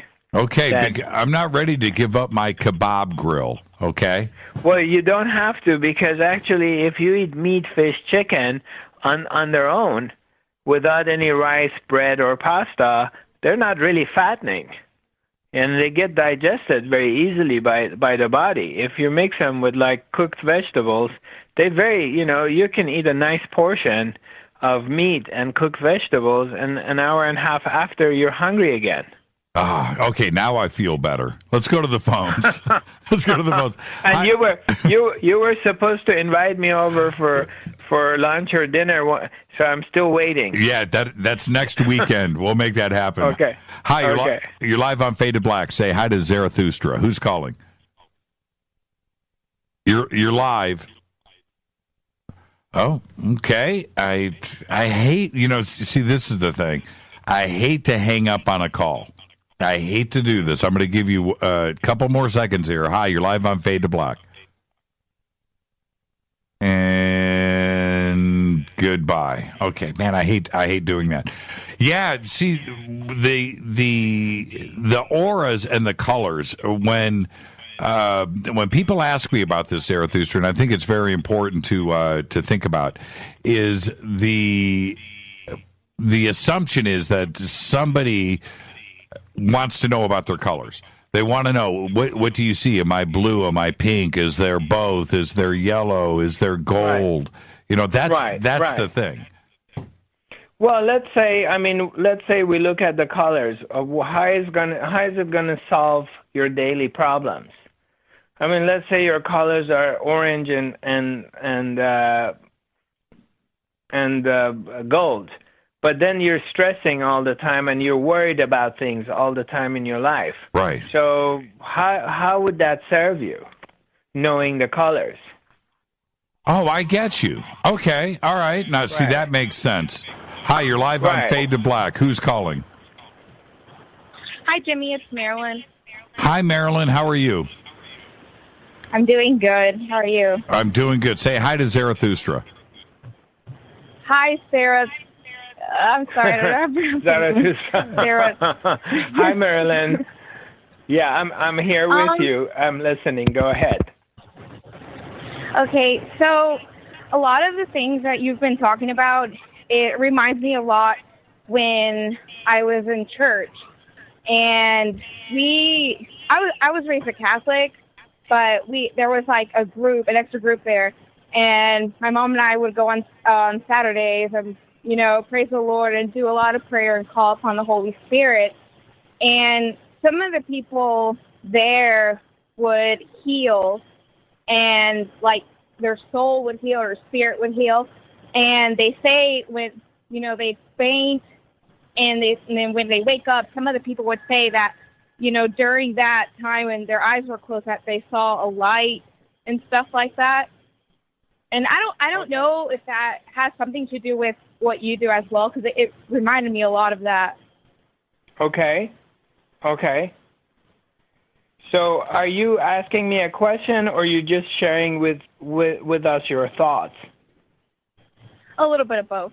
Yeah, I think I think what Marilyn is saying, and I do understand this, is it the same transformation that people are going through, whether it's a religious experience in church, where they're having this release of thought and openness that they experience with you too as well?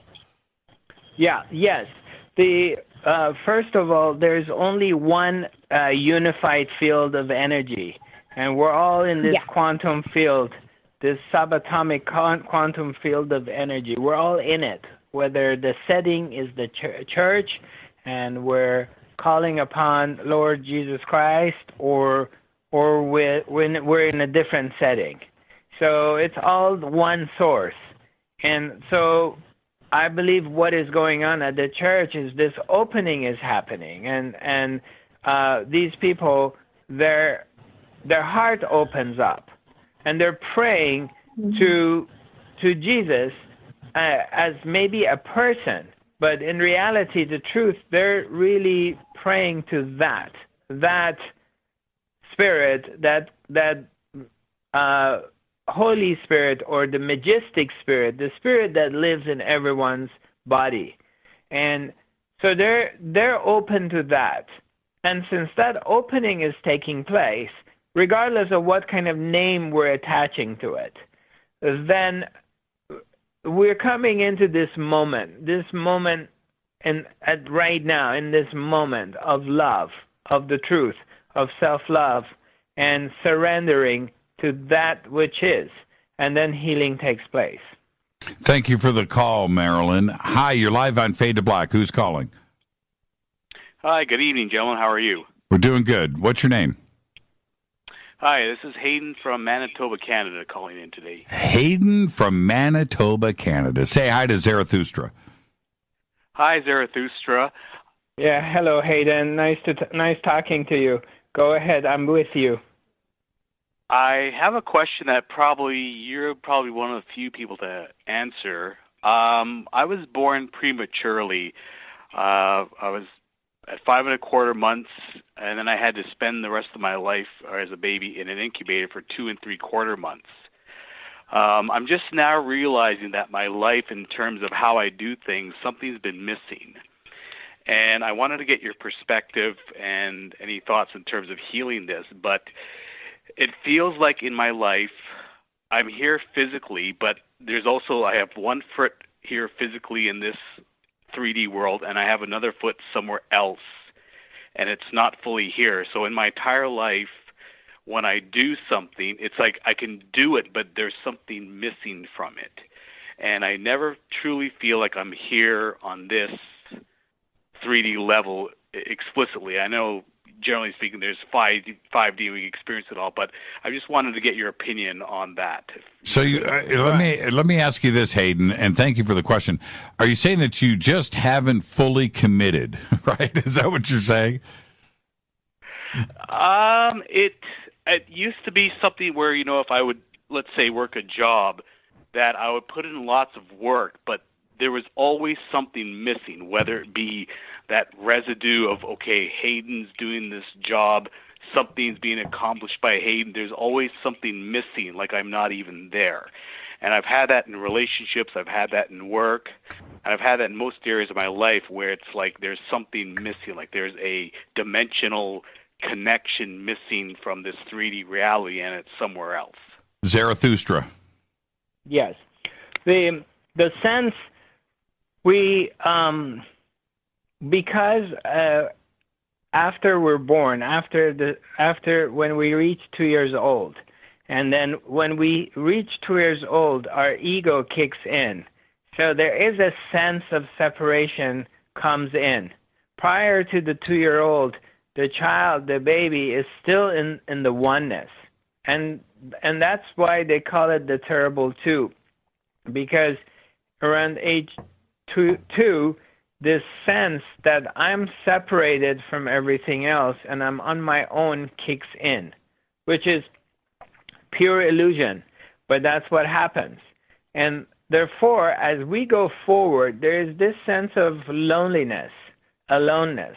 Now, it depends, like, you were in this special machine for how long? How long did they keep you there? I was born at 5 1/4 months, and I remained to the period of 8 months, so it would have been 2 3/4 months I was in an incubator. Right, in the incubator. So what happens is, and this is not only you, what I'm sharing with, it applies to pretty much every single human being. What we really, it's our first imprint in life, that we really suffer from this imprint. And that is, I would say, pretty much every single human being on the planet, maybe with the exception of very little ones, that the first imprint that we do have in our psyche is abandonment. We get abandoned. Now, I'm going to explain this more in details because, okay, you're born, and let's say supposedly we have parents, which these days, most kids in the Western countries, modern countries, they don't grow up with their parents. They go through a single parent or a single mother mostly. But okay, let's say supposedly you have parents, they're very loving, they're around you, but they can't hold you in their arms 24/7. At one point, mommy has to put you somewhere and leave and go answer a phone or go take a shower or cook some food, and dad has to go to work. And then at that very early age, we are completely dependent on the adults who are taking care of us. And what happens is that the adults are the only source of us getting food, getting shelter. If we're warm, we're cold, anything that we need, we're completely dependent on them. When they put us away and go do something else, we feel this sense of abandonment, that we've been abandoned. Now, sometimes happens that the child is being left. The baby wakes up, it's 5 a.m, and mom doesn't find out about the baby awake until 3 hours after. So the baby's alone in the bed by itself and being afraid and feeling this abandonment. So this sense that you're sensing is from that time of being abandoned and being separated and left out. So you can transform that. It's by, as if the more you do certain kind of meditations and the more you start shifting from your thinking mind, your thoughts, and the more you sink into your heart, coming to this place, that you start feeling the love which is here, the love that is always within yourself. And as you're shifting to this place and you begin to see that you're whole and complete, and in that shift, what happens is your intuition starts becoming stronger and you begin to reconnect to yourself and connecting to your surroundings. Does this make any sense? It makes perfect sense to me. That's Hayden. What do you think about that? And yes, absolutely. And let me just add my 2 cents to kind of confirm what Zarathustra is saying. Right. I started probably a few years ago trusting, I guess, trying to be more right brain, because I grew up very logical, linear, and I was, very left brain, and everything had to make sense and scientifically correct and all that. And when I started going towards the right brain or the more spiritual side, not only did I start feeling more love and more intuitive, but listening to shows like Fade to Black, when you'd have Jimmy, like a more complicated guest in terms of like trying to really understand, I would just get it. Mm-hmm. And like, I don't know how I got it, I just got it. Right. Listen, we're at the end of this segment here, Hayden, but I do want to thank you for the phone call. And I'll say this right now with Zarathustra. He's going to say absolutely, but it's never too late, right? It's never too late, is it, Zarathustra?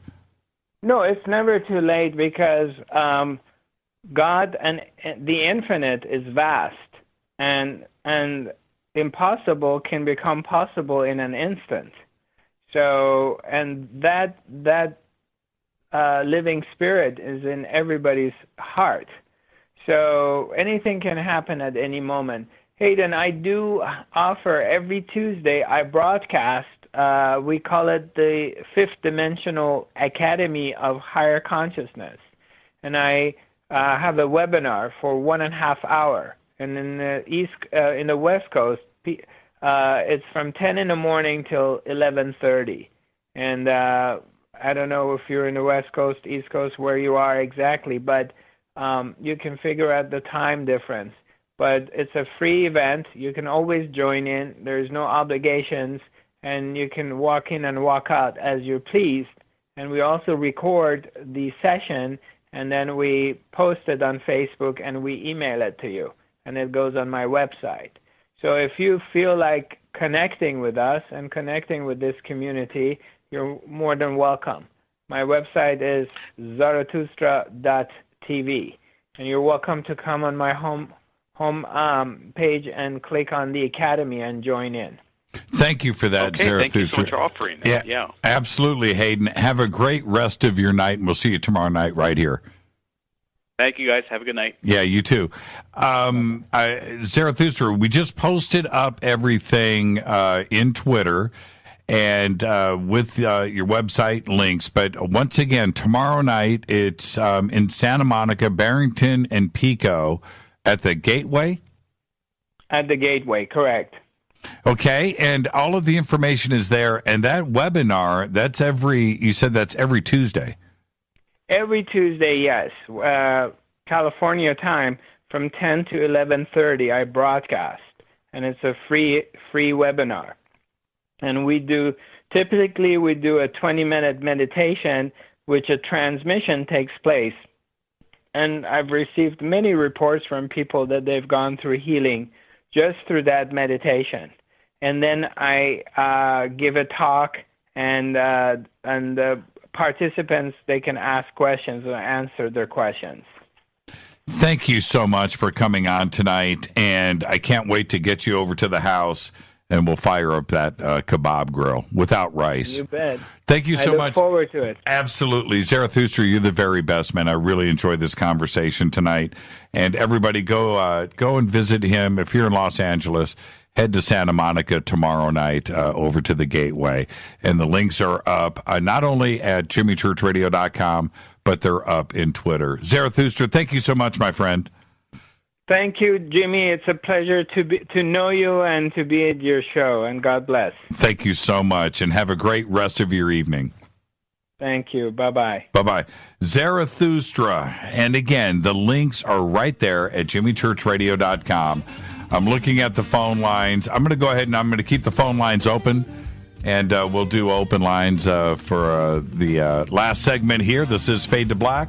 Very special thanks to Zarathustra. So I'm going to open up the phone lines and keep them open for this last segment. 323-825-5045 or 323-275-9695. Okay, let's go to the phones. Hi, you're live on Fade to Black. Hi, Jimmy. How are you tonight? I'm doing good. Who's calling? Can I go by V? And can I say I'm somewhere in the United States close to California in the southwest region of the U.S. of A? I'm one of your big fans. Thank you, Jimmy. And big thanks to, of course, Mrs. Rita, and Master Zarathustra.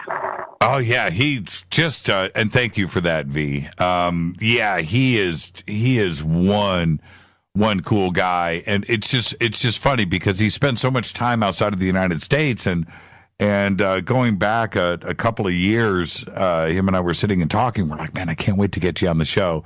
And the next thing you know, it's 2 or 3 years later, and it was It was just really funny. And this time around, I wasn't going to let the opportunity slip while he was still here in the States and get him on the show. But just a fascinating guy, man. Fascinating, very intelligent, very intelligent. What did you think about the conversation tonight? It was extraordinarily out of this galaxy, we can say. It's an honor actually to be speaking to you. I listen to you every night. I actually listen to you on YouTube, and all of a sudden I was like, hey, let's get on Twitter, because I've had Twitter for years, and I'm like, I really don't know how to use this thing. So I got on the podcast and I started listening to you on live, and found it interesting, fade or nuts. Hey guys, how you doing, by the way? And it's interesting how it's the family, I'm growing with you guys. I'm new, and I actually listened to you on my Galaxy, and I'm still in the Twitter deck, but I had to go on the phone, obviously, to call you, because I'm not on a computer. I'm not on a laptop, like they say. Right. I'm actually on my phone calling you. So I was going to ask him a few questions, but now that he's off the phone, I can actually talk about a few things. Sure. Go ahead. In relation to his conversations. Excuse me. So at first he spoke about how he started, and then how he started about healing. Mm-hmm. Okay. Well, when I grew up Catholic too. My dad, I'm Italian. Raised Hispanic. Don't ask me how. Man, it's all connected when you're, yeah. Okay. That's but funny. Anyway. Yeah. Yeah. So then my mom, somehow we ended up in the Christian church realm, and I found myself being called by our pastor. I'm not in the church anymore, by the way. I call myself a spiritual being through source, white light, Christ consciousness. That's one of the questions of one of our Fader Nuts was, how do I stop these voices from, coming through, and these crazy, the way I smell, these beings. And he talked a lot, Master Zarathustra spoke about saging and candles and all that. And, well, actually the person spoke about candles, but it's very, what I do, let me go back real quick to the healing part. But what I noticed when I was going to this church is I put myself in service, because ever since I was a kid, I was taught service to others. And so what I noticed is when people would come up to prayer, healing, my hands would get so hot. And they always trained us Holy Spirit. Okay, well, I had a strong connection. And, at first I thought, wait a minute, these people are just falling. Are they acting? But once I placed my hands and I connected, now I call Source, because we are all one with Source. But my hands upon them and called upon the Holy Spirit, it was like, bam, they would fall like right away. And then they would come back to me and say, thank you, V. I'm not going to say my name. For that. And then I would say, no, it's God, it's God, it's the Holy Spirit, it's Jesus Christ, and all that. And I noticed, I could relate to him in that sense. Right. And it's amazing. And to this day, I got into massage therapy on my own before I have two beautiful children now, they're a little older. And before they were born, I said, because I was a bodybuilder and I did a lot of things in my lifetime, which, I wanted to ask him about, I'm coming up for surgery for cervical radiculopathy, which I did a lot to my body, but I don't regret it. I would do it all over again. And my career too. About how do I prepare myself for this surgery? I've gone through so many years of so many procedures, not only Botox injections, nerve blocks, blocks in my back, blocks in my lower back, blocks, and blah, blah, blah. I can go on, but I don't want to. So when I did this, that was going to be my question, about how do I prepare for surgery? Because what I've been doing, I hope it helps to the listeners and Fader Nuts. But what I've been doing is just breathing in light and exhaling love. whenever I have so much pain because I will not take the opioids. I will just not do it, Jimmy. I'm so tired of it, you know? Right. And I quit. And I quit alcohol. And my friends are like, you don't drink? I don't drink. My birthday's coming up, and it's like, man, I was going to treat you to michelada tequila, you know? And I'm like, no, thank you. I appreciate it, but no. And so getting back to that, you know, I was going to ask him, well, how do I prepare for this upcoming thing? But what I've been doing is breathing in light, breathing out love, and putting my hand where maybe my left knee may hurt that day or a part of my back I can't reach, but that's what I do. I have crystals also. Saging, go back to that question. Saging outside, okay, because some people tell me, I have an awesome best friend. She tells me, hey, don't sage yourself inside. Where you sleep in your bed, try and meditate outside, okay? Because whatever you do in meditation may come in either your dreams or while meditating. If you're going to do it on your bed, don't do it on your bed. Go outside. So what I do is, and I hope it helps, and I hope Master Zarathustra is still listening. Maybe, you know, he'll call you back or email you or Twitter you or something. But what I do is I go outside and I sage myself, okay? Now, what you do is clockwise. Not counterclockwise, but clockwise. You sage yourself clockwise. You thank, like Miss Sonia Grace says, you thank the fire when you turn it on, and then you blow it out, and you thank the sage, obviously before, and then you sage yourself like just with the wind and all that, clockwise, and then you sage your body. Okay. First and foremost, I always say, whatever is not of the white light of Christ consciousness, get the F out. Okay. Right. And then I do that, and I protect myself. You know what we do? I do a meditation. Well, you know what we do? Go ahead. This is really funny. What we do when we sage for there isn't a technical ceremony that we go through or some technique.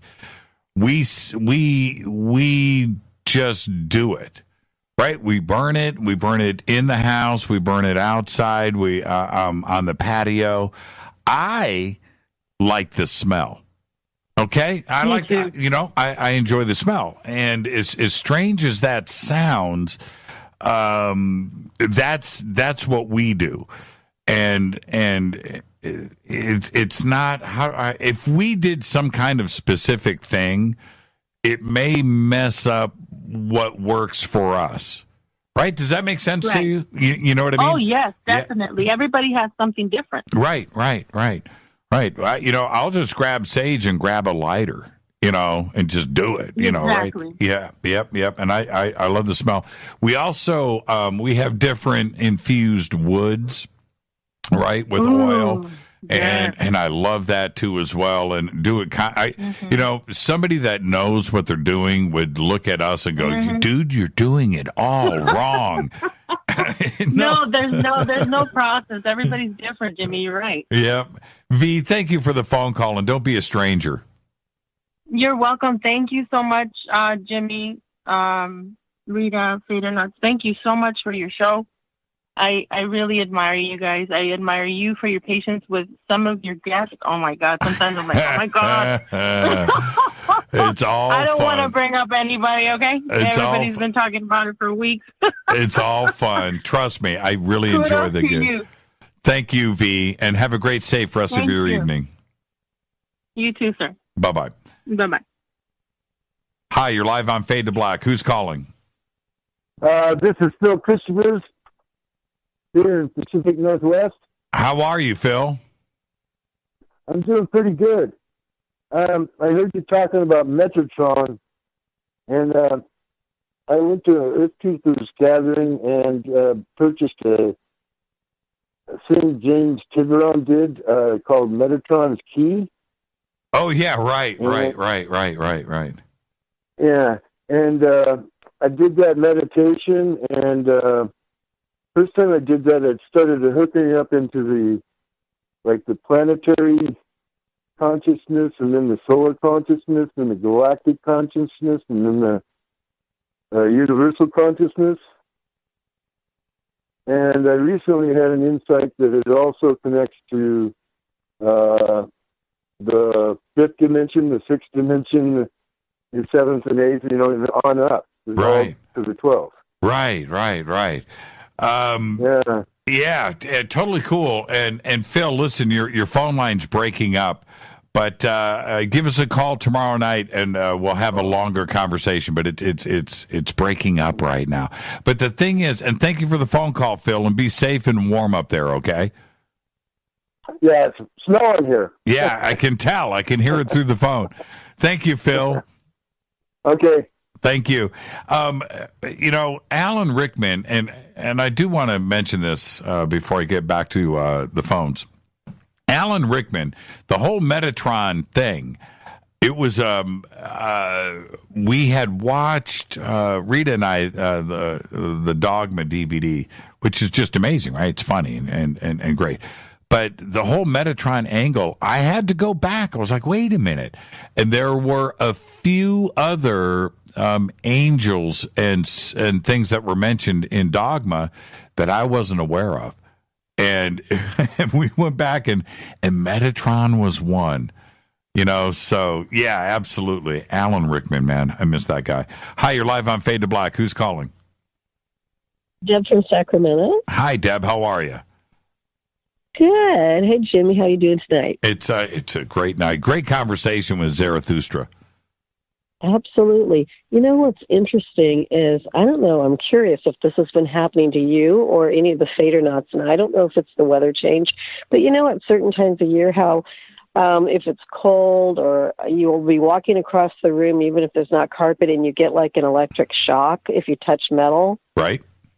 Has that been happening to you lately? We don't have that in the Midwest. That was, static shocks, or wherever. We don't have that in Southern California. I don't know what it is about that. Yeah, and I'm in Sacramento, and it's been cold here. But the other night, literally, I went to go open something that was metal, and I literally, not only did I get a shock, I literally saw like a blue spark come off my finger. It was a trip. I've never seen anything like that before. And like I said, I don't know if it's the weather change, but in listening to your guest, it makes me wonder if the electricity that, runs through our body and pumps our heart and everything, if that's part of our energy source for healing or part of our consciousness. I never even thought about it before until tonight. That's interesting. But I'd be interested in hearing what the other Fadernauts, if they Twitter, if they've been having electric shocks or something lately with the... Yeah. Without, for me, this is me personally, without pushing that thought too far, in the Midwest, we would walk around on carpet and with your socks on and just rub your feet across the carpet and then walk up to somebody and shock them, right? Right. And we did that for sport, and it was great. I loved it. We don't have, there's so many things that we don't have in Southern California, and it's got to be because we have no humidity. We don't have any rain. We don't have thunder. We don't have lightning. You know how many times I've seen lightning in Southern California, and I've been here since 84. So what is that? That's 34 years. You know how many times I've seen lightning in Los Angeles County? 4. Okay. I was going to say 4. I was going to say 4. Okay. 5. Were you really? Yeah. But it's just, there's certain things that we just don't have here. We don't have tornadoes. We don't have thunderstorms. We don't have lightning. We don't have static electricity.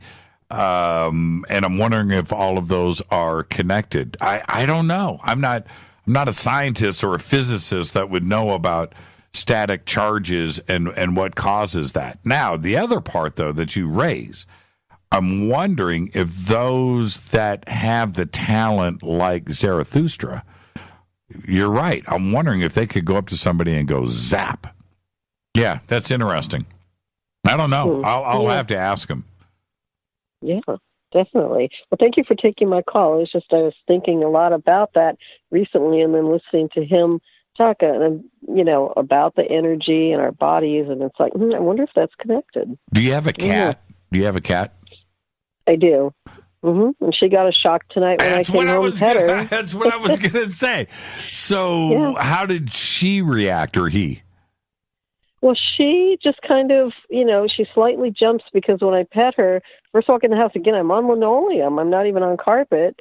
And I just walked into the house and pet her, and I could feel a tiny little tingle, and I'm sure she could feel it too. It wasn't a big shock. But she just kind of, let me pet her, and she didn't really react to it. She didn't jump away or anything. Humidifier, see here, I'm just, people are responding to this now. If it's coming up through your feet, I was told to pay attention, especially in meditation. Okay, that's interesting. Okay. The colder and drier the air is, the more static electricity there is. That's just free electrons sticking to you. Okay, see? Okay. Let's see. And then Sabrina says, speak for yourself, Jimmy. She's always correcting. There is energy coming through that is causing those shocks. The answer is yes. Others are feeling it. I'm also draining the batteries and electronics around me. I'm not allowed to touch anything anymore. That's a drag. So how do you change the channels on the TV? Right? If you're draining batteries. So there you go, Deb. I hope that answers. Some of your questions. Thank you so much. Yes, thank you, Fader Knots. Okay, take care, Jimmy. You too, Deb. Great conversation right there. I never really thought about the static electricity part of things. So, okay, with or without a Gregorian chant. That's funny. Everybody's talking about sage. We over at the house, we have a lot of different things that we do. I like incense, and I've always enjoyed incense since I was a kid because of record stores, which we don't have anymore here. So anybody that is like under the age of 30, you wouldn't have any clue what I am referring to right now. But record stores growing up, you would walk in and they would be burning incense, number one. Number two, they would have a variety of incense holders. You remember those? You remember the wooden ones with the little bend? I mean, where would you even buy those today? But back in the 70s and 80s, those things were stacked up to the ceilings. And all kinds of different incense burners. I have here in the bunker, should I go grab this? I have a sarcophagus, an Egyptian mummy sarcophagus incense burner, which is really, really cool. But anyway, so you would walk into these record stores and the incense was there, and then they had a zillion incense. Where would you buy incense today? Right? You can't find it anywhere. So what Rita and I do, when we go to conferences and go to these different centers, we buy all the incense. It's like our supply for the year, and we buy up everything that they've got, and don't even care what the name is. We just buy it all. Because it takes me back to my childhood, the smell of incense, and but I don't know where to get it anymore. And so the same thing goes with sage. So when and different infused woods that you can get that are soaked in different oils. So because of going to these conferences and things that we do around the country, we're exposed to these things and we bring them home. We don't get instruction. Okay?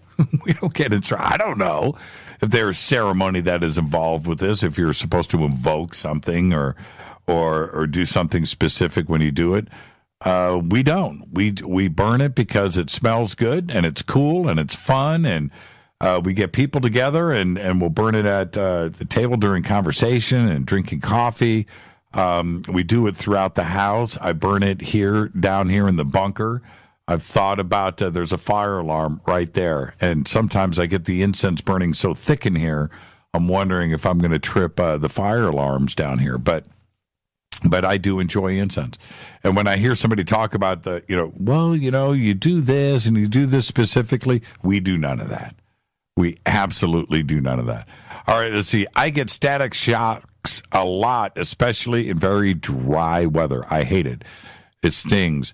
It's weird because that's all we have is dry weather here in Southern California. It's nothing but dry, and there's no static electricity. I'm wondering what the problem is here. So let's see. Plenty of incense at the psychic eye. Olivia, you're absolutely right, but the psychic eye is a drive. Rita, we got to go to the psychic eye. Let's go there. Let's go there on Sunday. Let's go to the Psychic Eye. The Psychic Eye is a huge metaphysical bookshop here in the Valley over in Sherman Oaks. Tremendous place.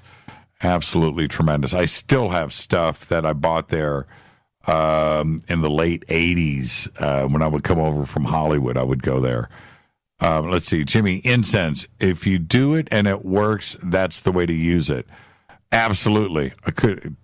At a metaphysical supply store, I want to check out the Crooked Path in Burbank the next time. Driven by there, I've never been into the Crooked Path. There's another one too. Rita, what's that bookstore that is on, I want to say,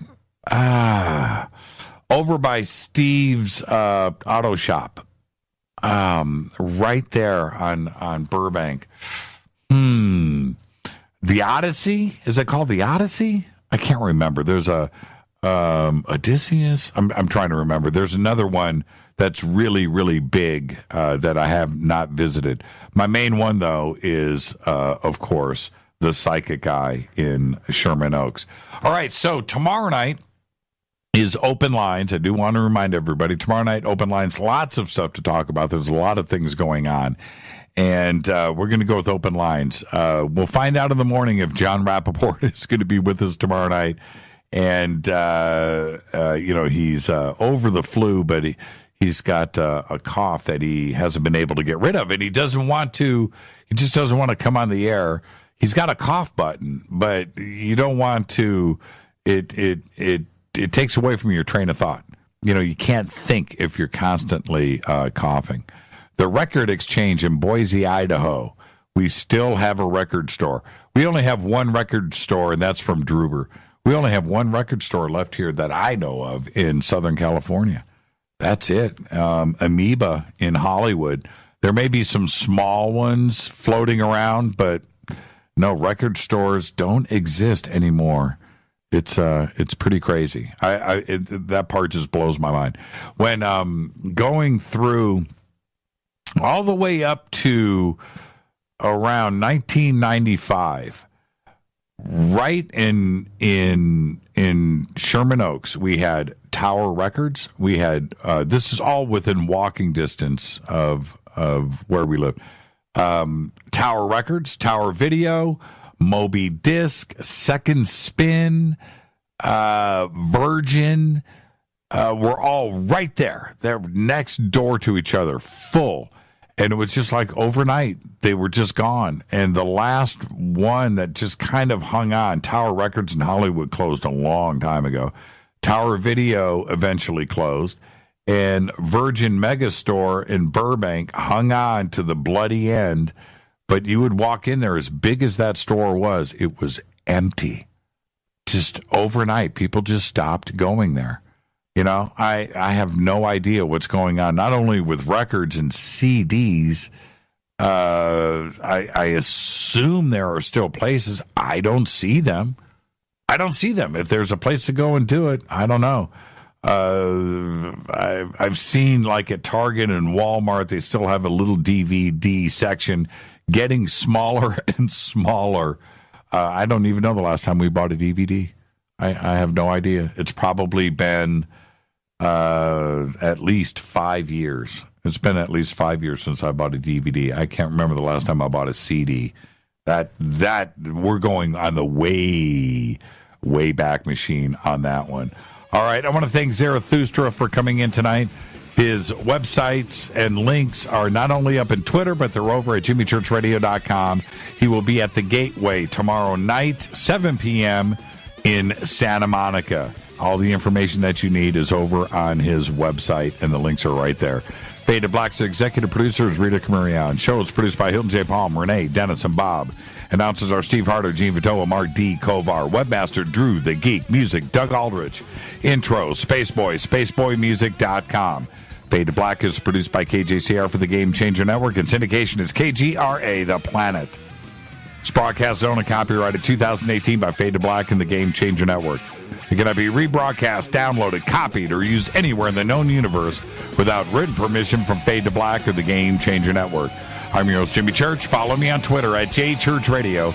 Tomorrow night, Fader night, open lines all night long. Until then, everybody be safe. Go back, Lee Tappy.